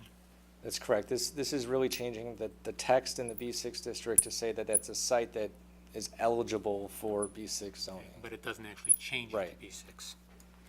And once this text amendment failed, that's when the rezoning requests failed. And that's when the applicant decided to withdraw those requests. Well, I like what B6 does for us. I think clearly there's a great sensitivity to what gets put on that parcel, and I think the highest and strongest firewall is the PUD process. So I'd rather we start thinking about that as a B6 as opposed to industrial. Thank you. Alderman Cummings. I side with the Plan Commission on this pretty strongly. I do agree, this is a special piece of property. Its configuration is odd. It's going to involve taking a street north, creating a street where there is no street. And because it's so unusual and special, I would rather initially have a piece of property with less flexibility so that the developer from day one needs to come to us right from the get-go and work on things. One might argue that they need to do that with the PUD. I think that, as Director DeGroot said, the PUD gives more flexibility. In this case, I'd rather not give that flexibility in the opening hand. I'd rather retain those cards and react rather than be proactive in this case. So I agree with the Plan Commission, which voted, I believe, 0 to 8 on that motion. Thank you. Thank you. Before I recognize Alderman Bruno for a second time, Alderman Maladra, then Burkhart. Is that right? I agree with Alderman Cummings. I view our zoning, and I believe I said this when Marquette came to visit us the first time. Our zoning is our sort of protection. It's our physical way of controlling what we envision for an area, and we ought not to change it unless we understand the discernible benefit of the development that's asking for the change to the community. To offer up something that's somewhat open-ended in terms of flexibility, although we do have the PUD in review in place, they can come into that PUD process with absolutely no constraints, no maximums, no requirements whatsoever. I think that's providing an awful lot of flexibility when we have no idea what's coming. We have no idea what the benefit to the community would be. So Don said that's not a great opening position. I just say that you don't surrender your protections until you understand what you're dealing with. Thanks. Alderman Burkhart. I just had a question. Did any city staff recommendations change after the Plan Commission took its votes? After the commission took its votes, no. Okay, thank you. Alderman Radecki. In your opinion, David, if we do override the Plan Commission and we do go with this wording for B6, does this in any way, in your opinion, facilitate the original applicant to come back with another similar application? I don't think so. I think that the applicant, has been through 3 public hearings and understands the concerns of the community pretty well. I don't think they would come back with it might be another mixed-use proposal, but I don't think it would be an identical proposal or something very similar to this. I felt comfortable recommending approval of this text amendment because the way we do operate the PUD process here, we evaluated against the 9 special use standards. And those standards are all about compatibility with surrounding properties and consistency with our planning documents. So I felt comfortable relying on that public hearing process, but I do understand the Commission's concern that we're not providing any guidance to an applicant walking through the door. I guess with that comment, the aldermen that are considering Craig's position and Don's commission, if you think about what's being proposed in a neutral context, that, would we do this, or are we only doing this but for this applicant? I think it's important that you keep an objective, at least I try to keep an objective view that why are we doing this and what is the benefit behind this? And it's not being clouded more by what the initial applicant was asking for this site. So I think it's important to consider that in any decision, so, thank you. Anyone else who has not yet spoken? Alderman Bruno, Alderman Cummings. Thank you, Mr. Mayor.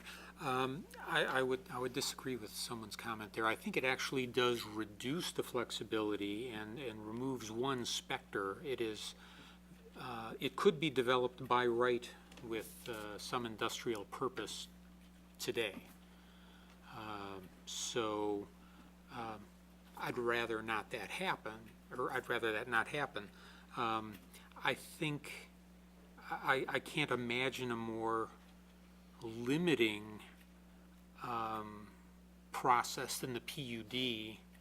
And first of all, I don't think it is but for Marquette. I just think it's a better designation for the property. But I get your point on are we specifically enabling a Marquette or any other specific developer. I think the gauntlet, I don't think there's a higher gauntlet than going through what those developers went through with the public process. I'd rather take that, anything being built by right, off of that property. Thank you. Alderman Cummings. I want to reassure everyone that, and this is in response to Alderman Radecki's comment, that I am 100% objective about this. I have no vestige of ill will towards the former applicant when I look at this, and I am emotionless on this. I am 100% objective. Thank you for the suggestion to remain objective. You're welcome. Motionlessly. Alderman Simonian, excuse me. Thank you, Sorry Mayor. about that. That's okay. I'm going to ask my industrial question here. If this gets overturned, do we have more protection against an 80-foot factory being built there? Again, the existing zoning is I2 industrial on a good portion of the property. There is no request to rezone the property before the committee tonight. So regardless of any action taken tonight, their property will remain. And is it going to, in that scenario, going through a PUD process versus is not going to protect that interest whatsoever? Make any, well, let's put it this way, make any difference? Well, I mean, the downtown. If you had to defend against, if we're right where we're at now, and this was our only bullet in the gun, and whether we shot this way or we shot the other way with the, a required PUD, can the bullet save us from a 80-foot?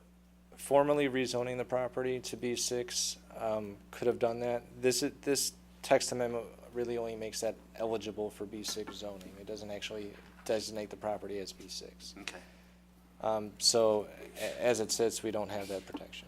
Okay. Thank you. The operative word in this motion is intent. It's the description intent, the intent to go to B6. So we send that signal out that we're amenable to a B6 zoning. Right. But we're not changing the zoning per se. Alderman Maladra? I guess I have to get a little bit deeper into what the differences between all these things are. So earlier, when you were talking about the current industrial zoning, you said that it's got the 80-foot height capability, but it's got significant setback requirements. So in terms of just pure mass on that site, compared to the C-Tron building that's already there, is the C-Tron building maxed out, or could this thing develop a footprint as large as what Marquette was proposing, only 80 feet tall? I haven't done that analysis. Coward. I could. I'm just teasing. The applicant said that they had done the analysis and were confident that Right, I know. they could accomplish something on the property under the industrial zoning. Say that again, sorry. The applicant said that they had done the analysis and were confident they could accomplish something under the industrial zoning if that was what they were left with. So it is a 2.5 acre parcel. I'm sure there's some form of industrial development that could take place similar to the C-Tron development. to the Citron development, but that's not what I'm asking, because to me, Marquette was fairly massive. It went from State Street back to the First Street North. Right. And, you know, covered the entire mass. Citron doesn't currently do that. So what I'm trying to get at is the overall impact of that industrial use from the perspective of a person walking on the street might not be as large or immediate as the Marquette was thought to have been. Right. Right, okay. My second question then is, we're talking about B6, but as you said in the memo or somewhere, there's a number of B type of zonings throughout the downtown. So why would what would happen if we considered this to be, like if we just changed the zoning from industrial to B3? Well, And you can say these are really stupid questions. no, I'm Okay. I'm trying to think of a good answer. The remaining of the business districts establish specific parameters, setbacks, maximum building heights, maximum lot coverage, specific lists of permitted uses, special uses, and planned unit developments. They can be considered under those districts. The B6 district doesn't do any of that. It allows an applicant to come in and propose its own setbacks, its own building height, its own permitted use list, its own special use list even. So I guess to answer the question, if you selected any of those other business districts, you would be establishing those specific parameters, those zoning entitlements Right, for and the so if the property. developer wanted to do something outside of those specific parameters, he would have to request a change in zoning. Request either a Just as variation. Marquette had to request for what they were proposing with the current industrial zoning in place.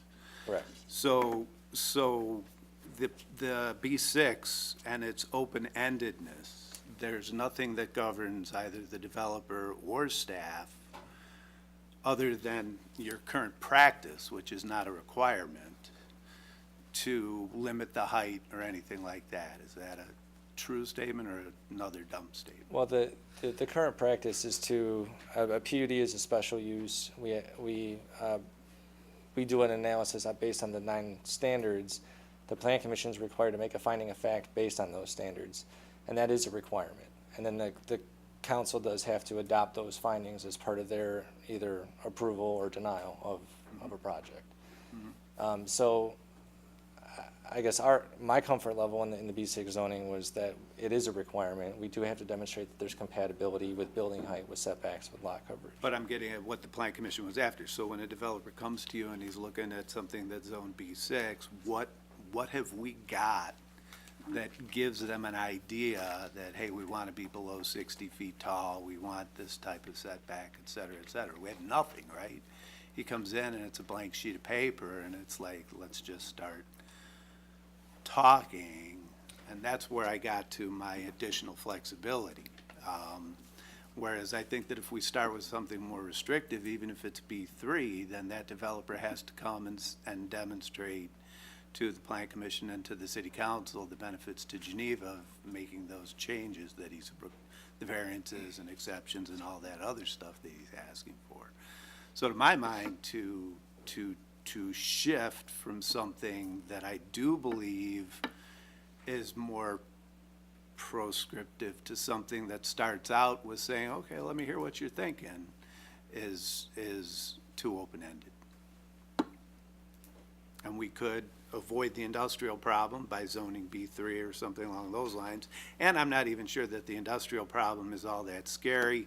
As we learned with the Hillquest, the excavation company, I thought it would be the greatest thing in the world to get this excavation company out of a residential district, and they said, and what was going to go in there instead was a restaurant, and they were like, you know what, that excavation company was working when I was at work.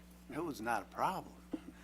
So industrial is not necessarily as frightening as it seems, plus I don't necessarily think that that's likely. Thanks.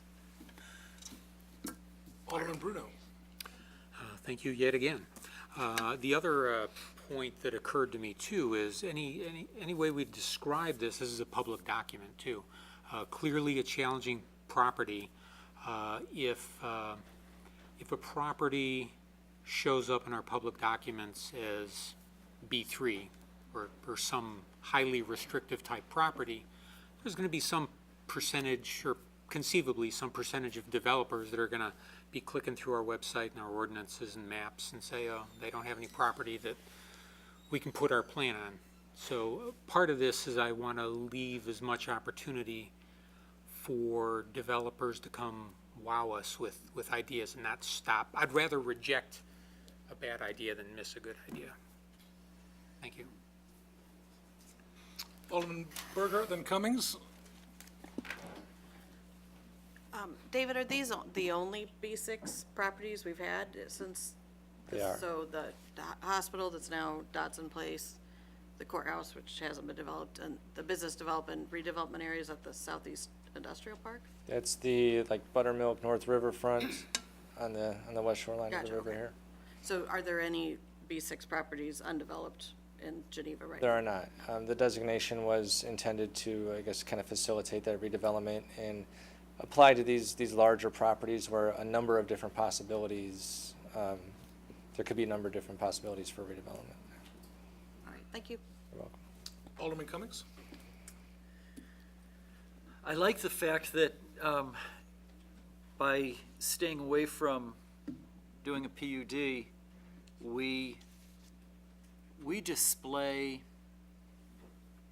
some institutional intent, and I think that's really important. I think it's important for the city to have institutional memory, and I think it's important for potential developers to see institutional intent. And if we don't put that guidance out there,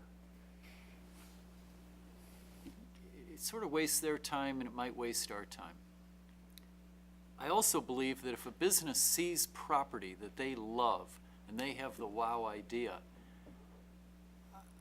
almost invariably they'll come in and say, listen, we have a terrific idea and we need to rezone in this area.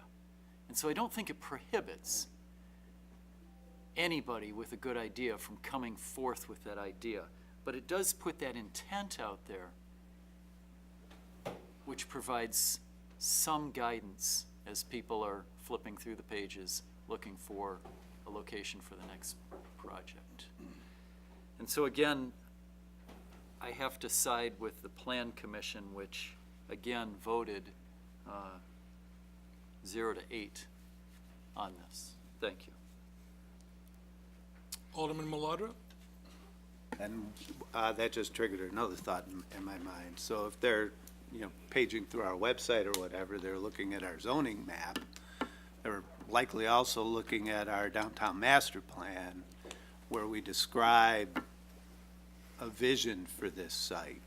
So whereas the zoning map might say, oh, this spot doesn't apply in terms of what I want to do, that downtown master plan says, okay, hey, you know what, this is something that I think could actually work to our mutual advantage. So it's the two of those documents together that I think would capture the prospective developer as opposed to just the zoning map on its own. Thanks. Anyone from the audience, any questions or comments? Mr. Campbell.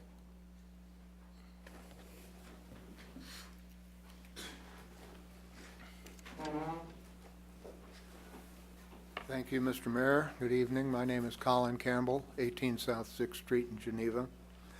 I know not all of you were able to attend the public hearings held by the Plan Commission.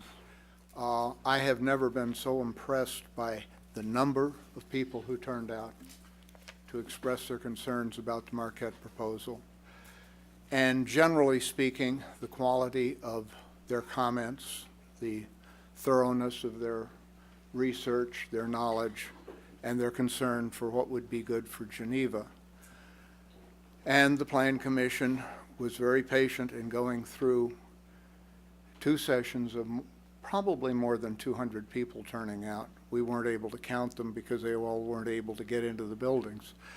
And you saw the signs. I think it's safe to say there was a huge constituency of the people that you represent who were opposed to that particular proposal. The recommendation to add the Marquette Corporation and the property that they own, the Citron property, to the B6 Plan Unit Development District, and then the other recommendations here, which would include eliminating height requirements, eliminating specific lot coverage requirements, could almost be interpreted as an attempt by the City Council to invite Marquette to come back with what they were planning in the first place, or somebody else.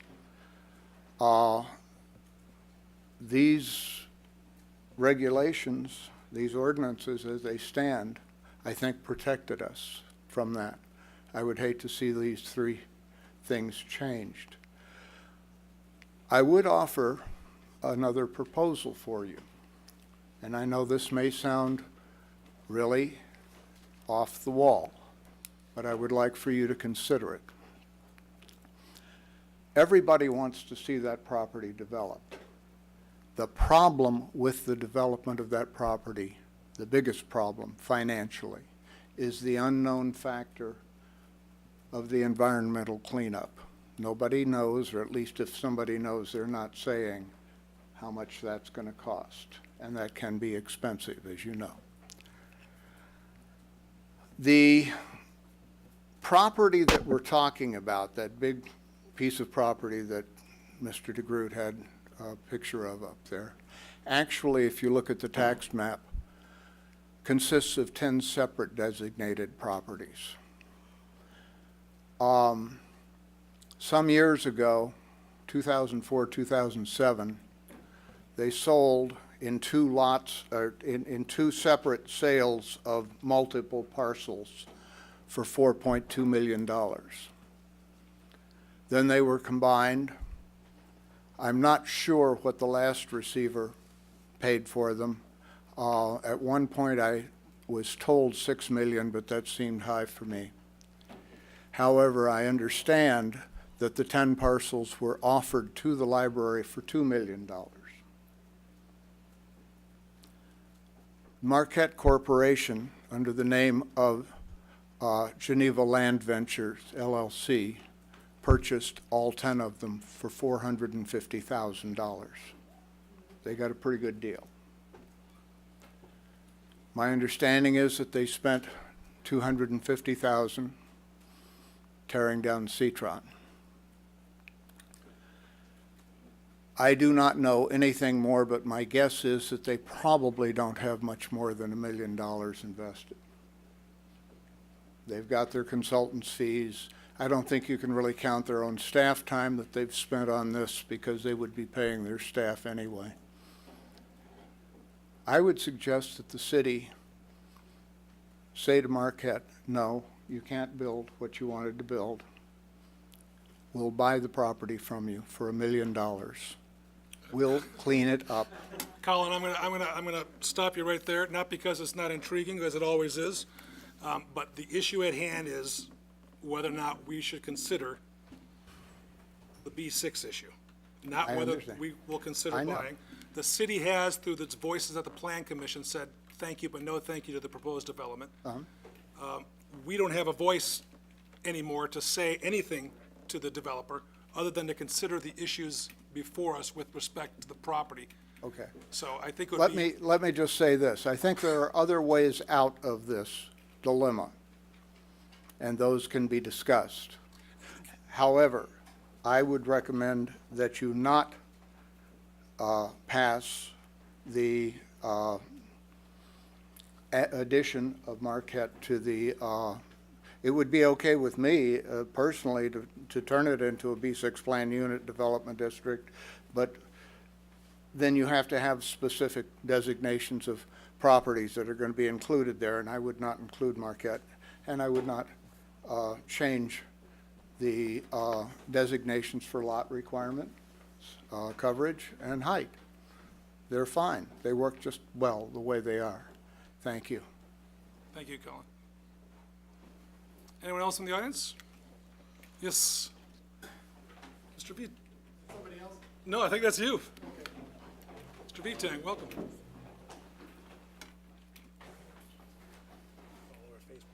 Tim Vitang, 112 Ridge Lane. Thank you. Hey, Tim. I had the opportunity and the pleasure of serving on the Downtown Master Plan Committee.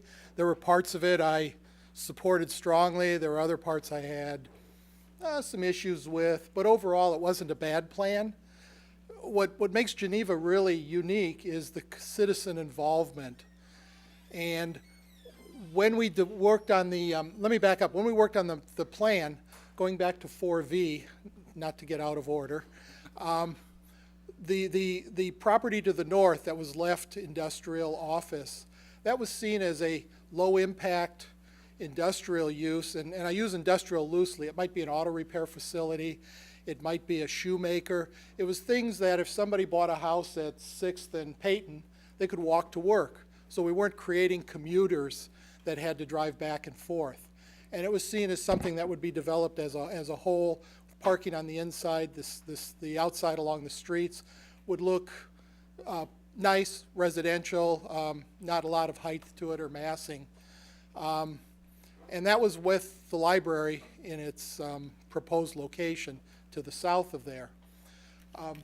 On the issue of the B6, a few properties have been mentioned, and Dodson Place might be the best example. That was very controversial for those of us that have lived here a long time. And what made it really a source of community pride was that there was a citizen group that was formed to work on ideas and concepts and kind of vision how that project should look and what worked from a historical context, what worked from a traffic context. And that's what the hope was, that whoever purchased that property would buy into that plan. That's something that's lacking on this property, and I think that's the point the Plan Commission was making in voting 0 to 8, and that was their recommendation, was that there should be some sort of a vision plan for that goes into just a little more detail. And I think that's something the council should consider as regards to the next 3 or 4 items that they're voting on. Thank you. Thank you. Anyone else from the audience? Yes.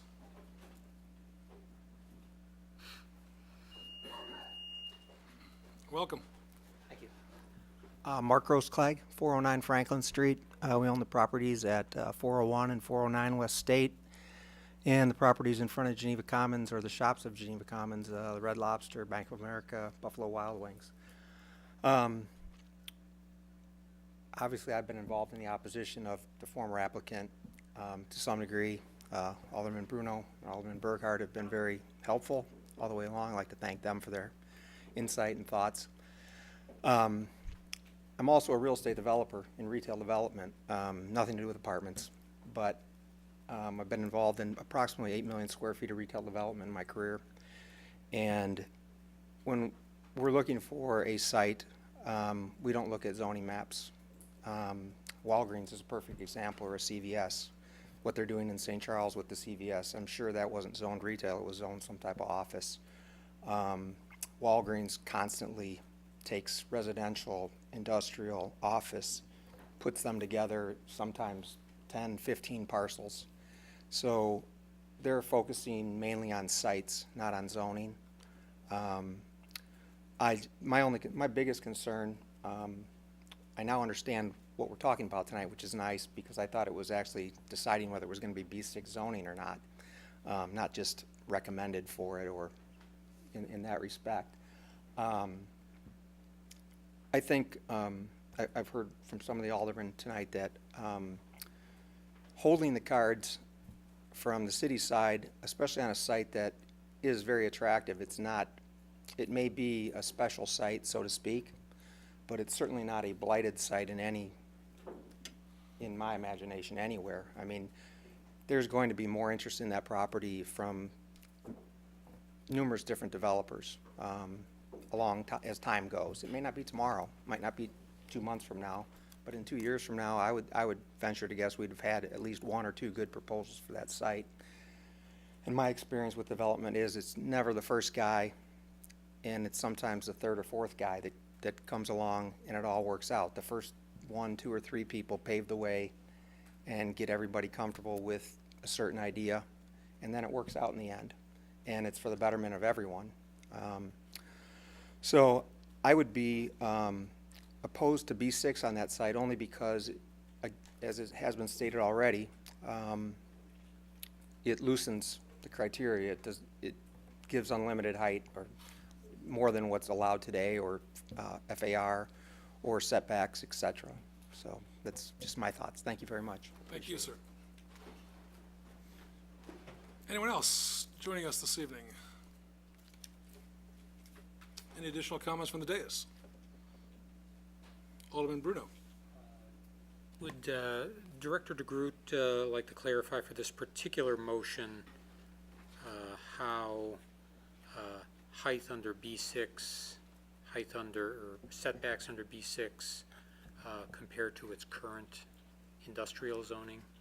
Because we're only, there are items further down here that talk conceptually about possibly eliminating those limits, but if you could compare. The B6 district does not establish setbacks or minimum lot size requirements. The B6 establishes maximum, so it establishes a maximum building height of 60 feet and a maximum FAR of 2.0. But other than that, it doesn't list permitted uses or define setbacks. But then its current zoning of industrial has an 80-foot height. Right. Is that right? Is there are there any floor area ratio? I don't know if they use that in industrial or not. They do. I don't have it memorized because I think this is one of maybe 2 parcels that are zoned I-2 in the city. I believe it's a 40-foot setback. We could just pull it up here.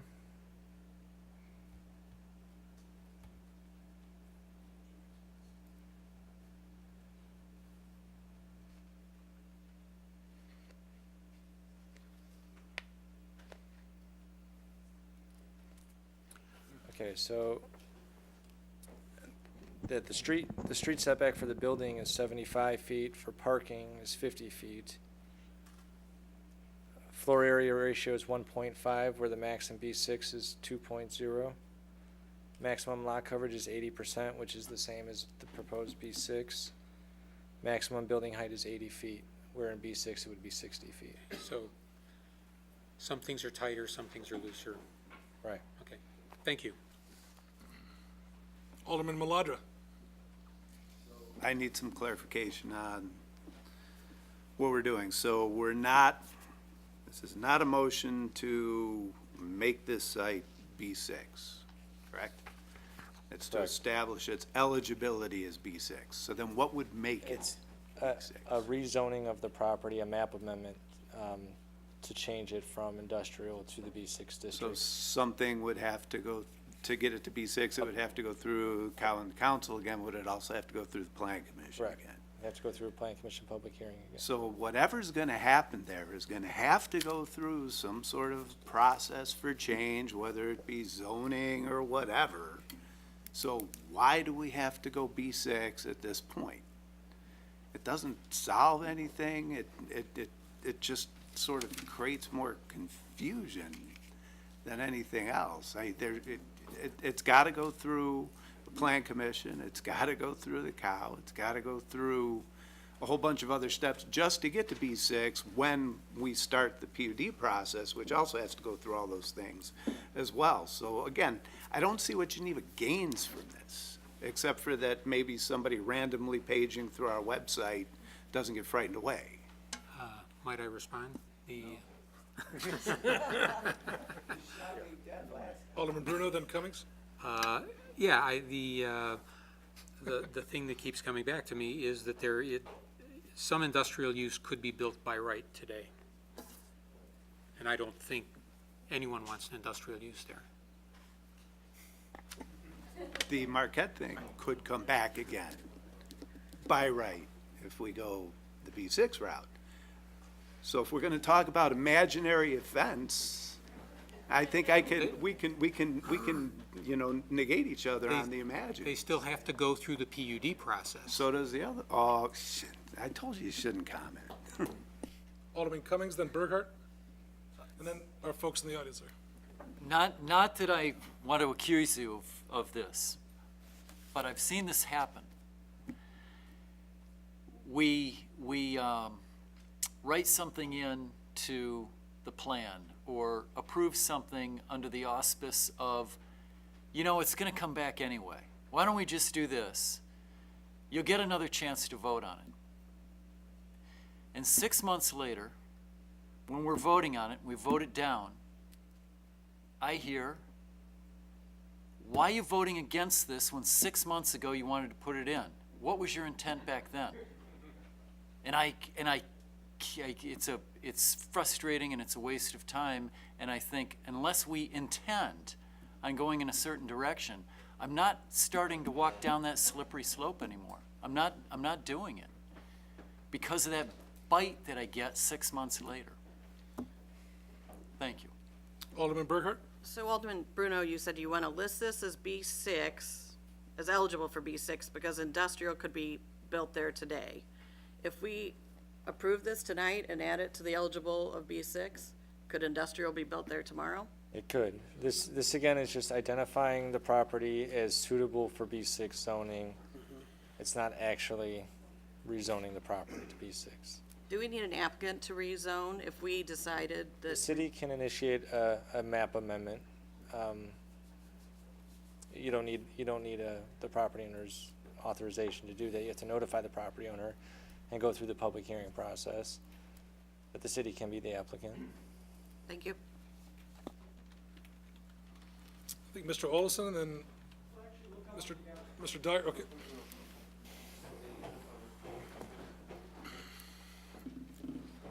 We know where both of you live, so you have to give their correct addresses. You live across the street from me. I know. Exactly. Michael Olson, 202 North 6th Street. Jamie Dwyer, 128 North 6th. And we are we're right next to the project. In direct conflict with Alderman Bruno, if it were to become industrial, we don't have a problem with that. They'd have to clean it up anyhow. Industrial, I mean, if it was going to be an industrial project, they would have to come in and clean up the issue, whatever is there. I've been next to Burgess Norton for 30 years-ish. Me only 10. They haven't been that bad of a neighbor, and I think it would be almost better to leave it the way it is instead of giving it a B6 designation where it's open-ended, where they can decide what the setbacks are and what the height restrictions are. It seems a lot easier and a lot less volatile, I guess, to leave it the way it is. And I think that we, the people, are a little comfortable with the process that we've gone through, you know, with the whole opposition against Marquette, that to change the rules somewhat, you know, might add some additional agitation to many of the citizens. So I would suggest just leaving it as is. If you guys want to look at rezoning it, you know, maybe what we can do is, you know, when this was for the plan, you know, the development, the property was really overlooked because everybody thought it was going to be the library. So when all the community meetings we were at, we all just said, yeah, it's going to be the library. Nobody really looked into it. And the Planning Commission recognized that. And that's why they stated, and they you know, insisted or just, you know, desired that maybe what we need to do is just go back and relook at this property, get the community involvement, see what the different uses are, see what we might really want to have happen with that property. At the end of that, if we want to rezone it a B3 or create a new B7 or who knows what, you know, that way we are in control of the process. To allow it to be 6, you're kind of like giving somebody a blank sheet of paper, and I don't know that that's in the best interest of the city of Geneva, the council, or the citizens. One of the things that I don't think has been brought up enough is everybody in that neighborhood wants development. They wanted something to be done there. They wanted something that was compatible with the neighborhood. What was proposed was not at all compatible with the neighborhood. It was huge. So why not leave it develop naturally almost? It's been sitting there for, as far as I know, 30-some years. And I would much rather have it done well than have something jammed down our throat. And that seems what the B6 designation is. Once that goes into effect, then it's kind of open-handed what can go in there. Well, technically though, I mean, and I'm not disagreeing with anything you said, but technically, B6 still requires, the PUD, it still requires plan commission hearing, it still requires, my sense is, I'm gonna ask a loaded question here, so here goes. Okay. Colin touched on it. Is the feeling that if the committee of the whole chooses to override the plan commission, that there are some folks who see this as nothing but a nefarious attempt to get you do. Well, you did. Well, now at least we understand each other. That's awesome. Okay, and that's unfortunate, but at least we know the reality now. And whether that is true or not true. Well, it's been stated as true. I'm not saying here you right are, I now. just wanted to ask the general question. Whether it is true or not Pardon me? true. Oh, please do it, you're next. If we keep it as it currently is, we are allowing the situation to stay as it is, and we, the people, have already felt comfortable with this process once. You're not changing the rules should we need to go through the process again. If you change it to a B6 intent, then there is going to be that feeling that somehow the rules have been changed. What else are the other issues at hand? So I would say just, why bother to step on that slippery slope? Okay. Whatever he said. You guys are better than the Smothers Brothers, man. It's like awesome. And he's the good-looking one. Madam? Welcome.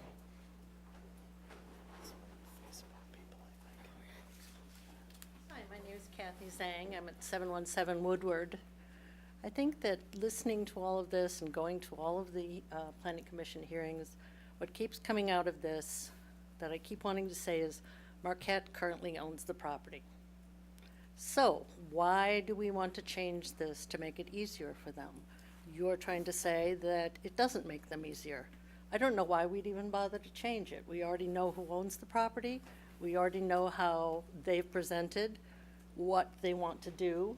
I've been in a meeting with you two and they said they couldn't come up with something smaller. That's not what they do, and that's understandable. But why would we change something in midstream knowing they own the property? I don't think anyone has convinced me we should change it. That's basically my position. And when I see you wanting to change this, I'm going like, Marquette owns this. Why are you doing this? And since there was so much hard feeling in the community about this, I think that's why you get to that slippery slope. I'm not wanting to accuse anyone. I just think it really appears like, why are we doing this? Why are we changing this? Why are we even talking about the intent, to change it, the wording? Let's leave it as it is. That's how I feel.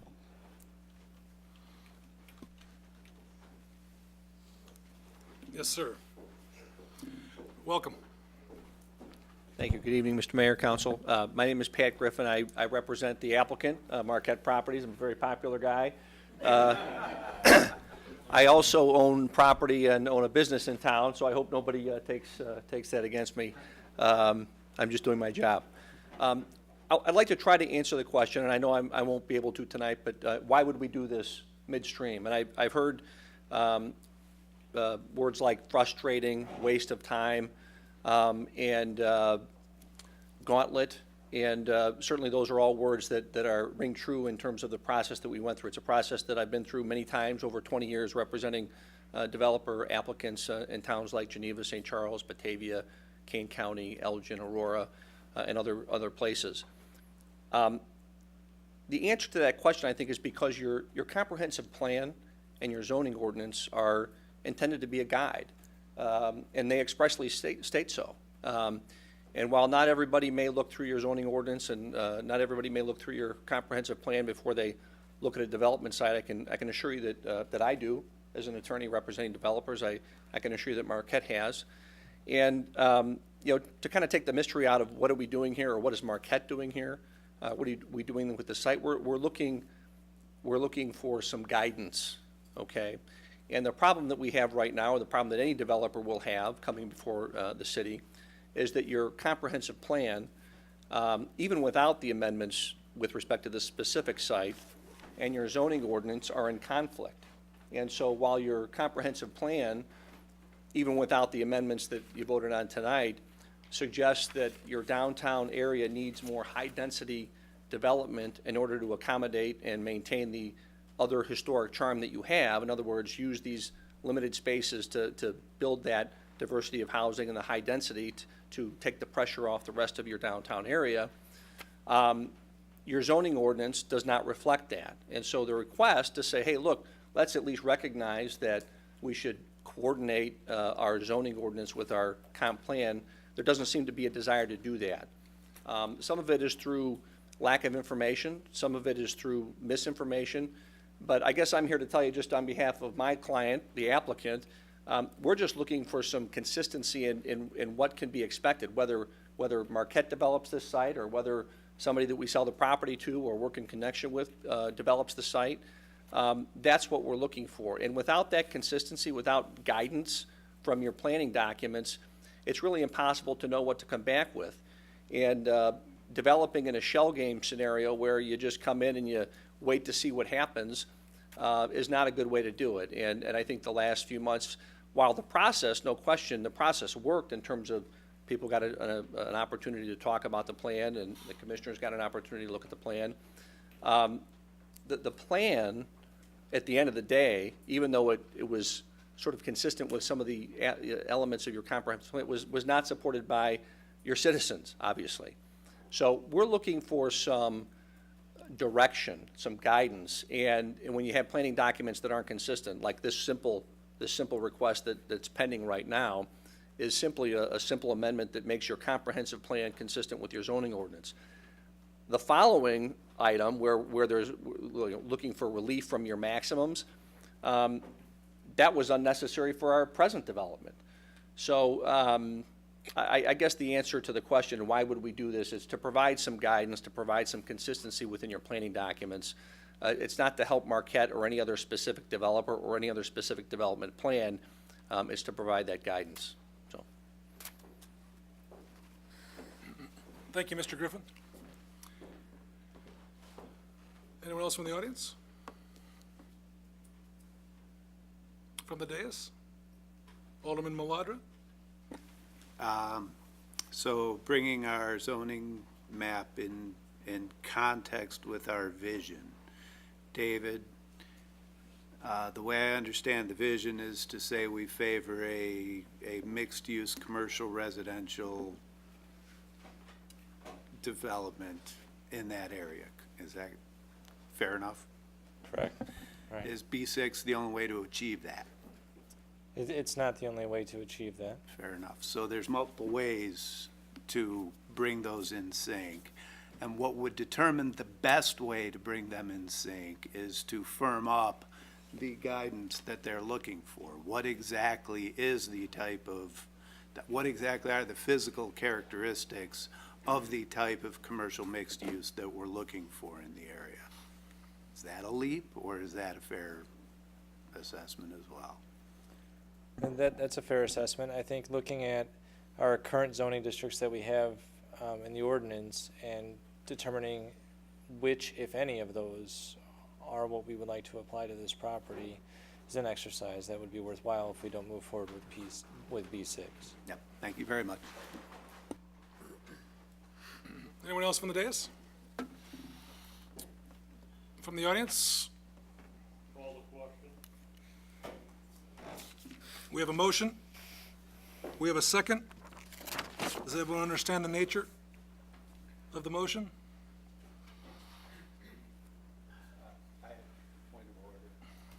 So, and I vote supports the Plan Commission recommendation.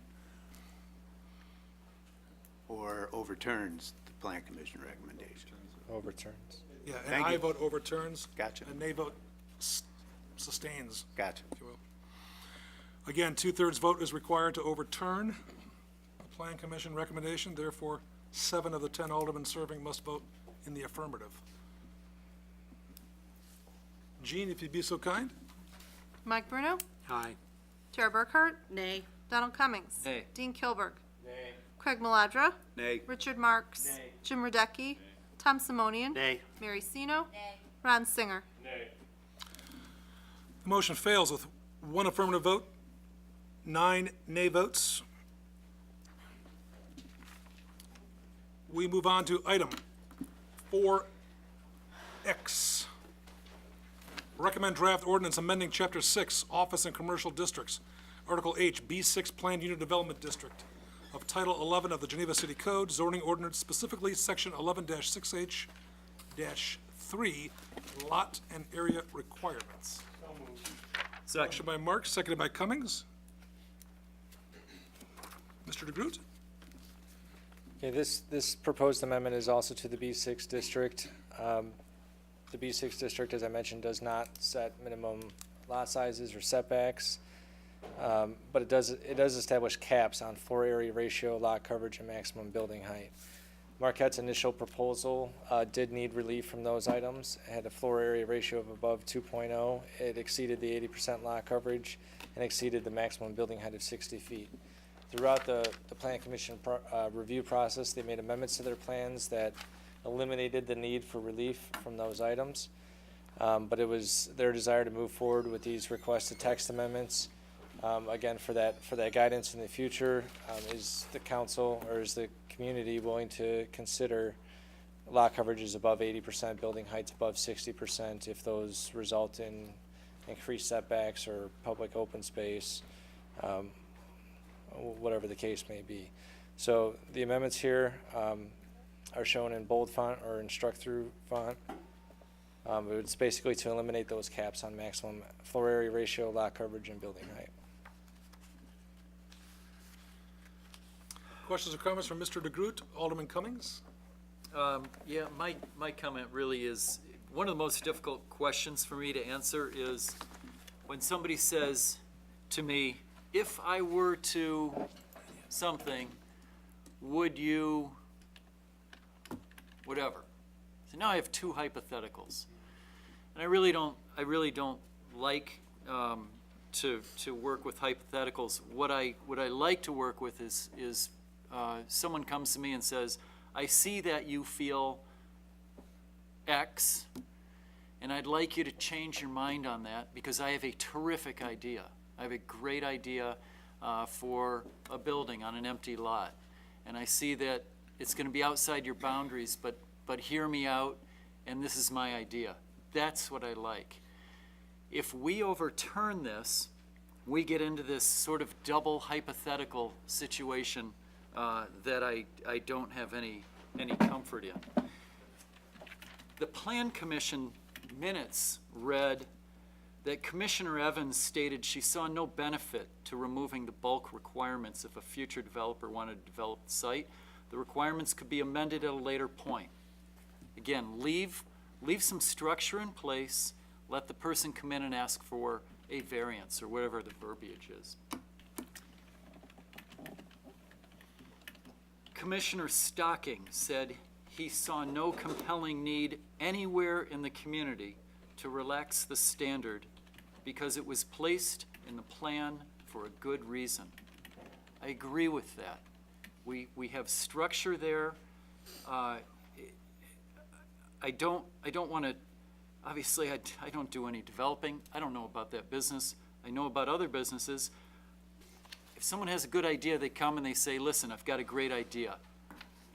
I'm going to run into some problems. Here are the problems I'm going to run into, and here are the ideas I have, and what do you think? Let's work it out. That's the kind of situation I think we need to retain. Again, keeping the cards a little bit more on our side of the table. If we give everything away, if we have no structure, we have no ability to barter, to go back and forth. So on this, also, that was voted 0-8.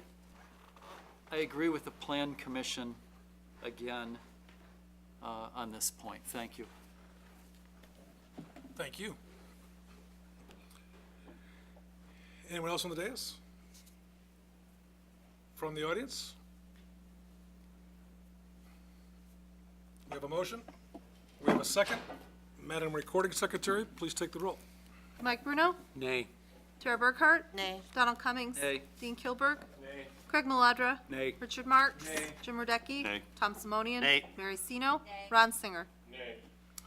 Motion fails with 0 affirmative votes and 10 nay votes.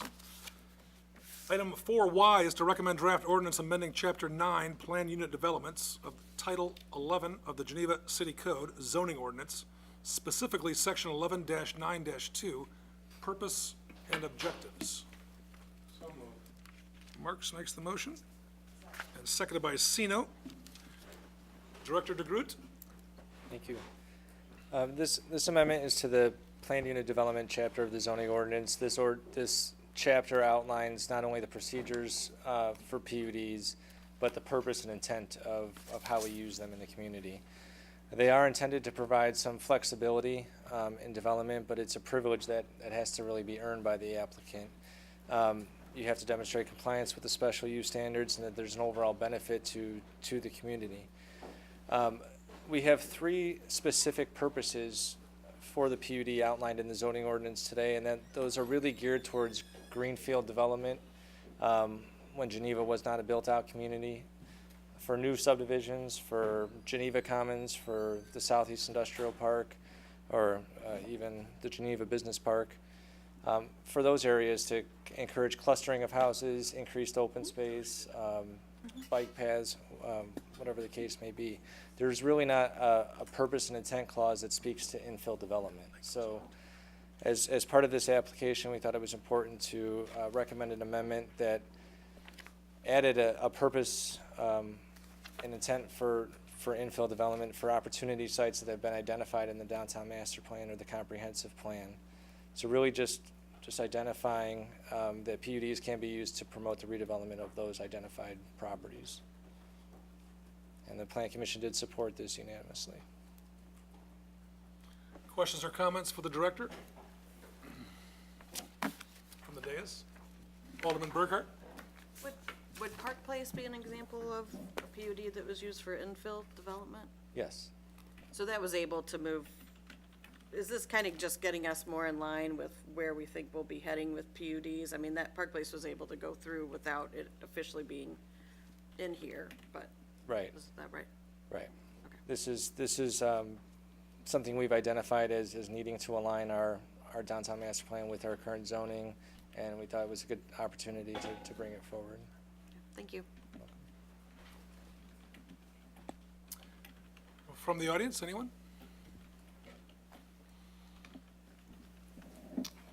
We have a motion, we have a second. Could you specify what an aye and nay vote? Well, Sorry. I'm sorry, and I vote would support the amendment to add this clause. so it would support the Plan Commission's recommendation as well. Thank you. Jean? Mike Bruno? Aye. Tara Burkhart? Aye. Donald Cummings? Aye. Dean Kilburg? Craig Maladra? Aye. Richard Marks? Aye. Jim Radecki? Aye. Tom Simonian? Aye. Mary Sino? Ron Singer? Motion passes unanimously.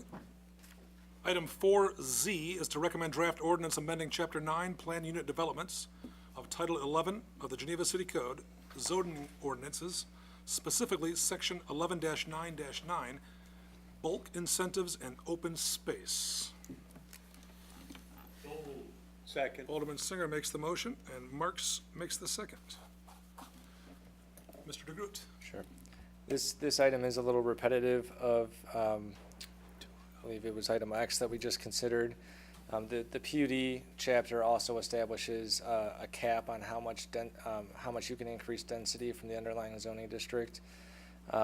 So the applicant was requesting to eliminate that cap and allow basically any density to be considered as part of a PUD. So again, this wasn't necessary in the end for the Marquette proposal, but this would allow kind of maximum flexibility on density considerations moving forward. And this failed to get support by the Plan Commission by a vote of 2-6. So again, to override the Plan Commission would require 7 affirmative votes from this body. Questions or comments from the director? Wait, 7 affirmative? Yeah, 7 affirmative. to- 7 affirmative. Anyone from the audience? Oh, Alderman Burkhart? This is a little off topic, but give me 2 minutes. I just want to thank the Plan Commission for doing such good work during this process. I was at all 3 of the public hearings. That was 9 hours of the Plan Commission's time. They're unpaid volunteers, and they spent a lot of time on this. A number of other aldermen were at those Plan Commission hearings, and I was impressed by how all those meetings were run. There were challenges with the number of people attending. We had to find, and I know, David, thank you. I know you were on the hunt for bigger space for each of those, so thank you for doing that. And challenges with people attending and space issues, but I did feel like everyone got their say. There weren't any time limits put on people in the audience, and there were no restraints of people. If they wanted to repeat what their neighbor had just said, they were allowed to make their say. Thanks especially to Chairman Dave Rogers for not only his work on this proposal, but his many years of service to Geneva. So I just wanted to say that before we wrap up. Thank you. Thank you. Anyone on item 4Z? Any additional comments from the audience?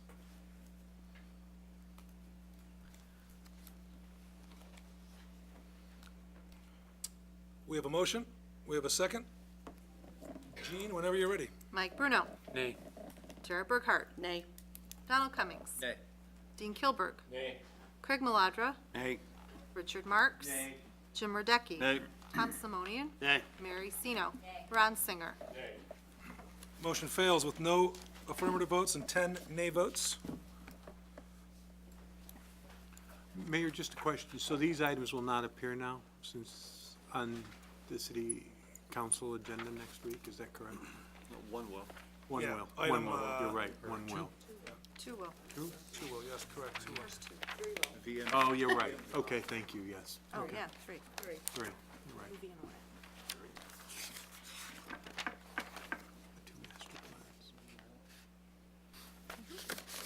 Want to clarify which, you guys want clarification, which 3 will appear? U, V, and Y. Ready for this, folks? This is item 4AA. Recommend draft resolution approving a 4-year collective bargaining agreement between the City of Geneva and the Geneva Professional Firefighters Association, Local 4287, IAFF, the International Association of Firefighters, as presented. So moved. Second. Motion by Marks, seconded by Singer. Any questions or comments related to this matter?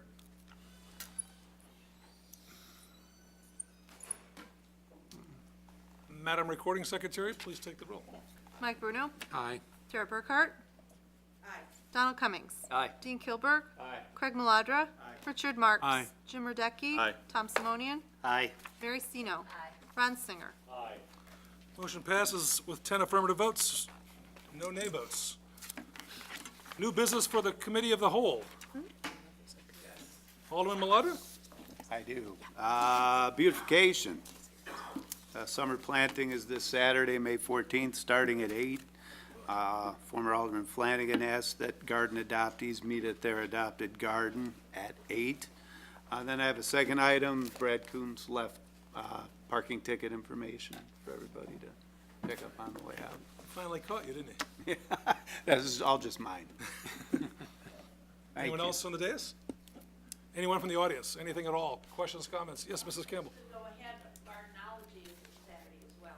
It is. It's on the marquee. Very exciting. Don't get in the way, Maladra. So plant first, and Anyone else? A motion to adjourn would be in order. Moved. Motion by Simonian, seconded by Marks. All in favor, please say aye. Aye. Take 30 seconds, folks, to switch over to the council meeting. it did, man. What's up, huh? Ladies and gentlemen, I'd like to convene the special city council meeting for this evening. Call the meeting to order. Let the record show, well, actually, yeah, let the record show that all the aldermen are still present this evening at the opening of the meeting, save for Alderman Singer. Is it the wish of the council to wait for Alderman Singer to return? He just went to the bathroom, yeah. Thank you.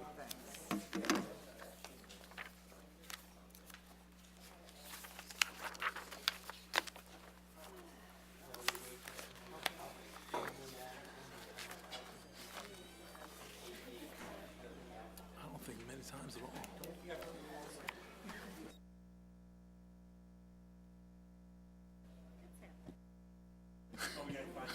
There he is. There he is.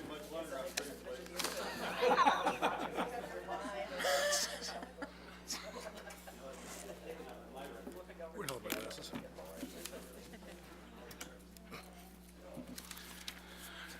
We have one item on the city council meeting tonight, the special city council. That is to recommend resolution number 2016-29, approving a 4-year collective bargaining agreement between the City of Geneva and the Geneva Professional Firefighters Association, Local 4287 of the International Association of Firefighters. So moved. Motion by Alderman Marks, seconded by Alderman Cummings. Any questions or comments? A roll call vote would be in order. Mike Bruno? Aye. Tara Burkhart? Donald Cummings? Aye. Dean Kilburg? Aye. Craig Maladra? Aye. Richard Marks? Aye. Jim Radecki? Aye. Tom Simonian? Mary Sino? Ron Singer? The motion passes unanimously. I'll entertain a motion to waive the fee, waive the So fees moved. for the special So meeting. moved. Alderman Marks makes the motion. Second. Alderman Bruno makes the enthusiastic second. All in favor, say aye. Aye. Anyone opposed? Motion to adjourn offered by Alderman Simonian, seconded by Alderman Sino. All in favor, please say aye. Aye. Good night.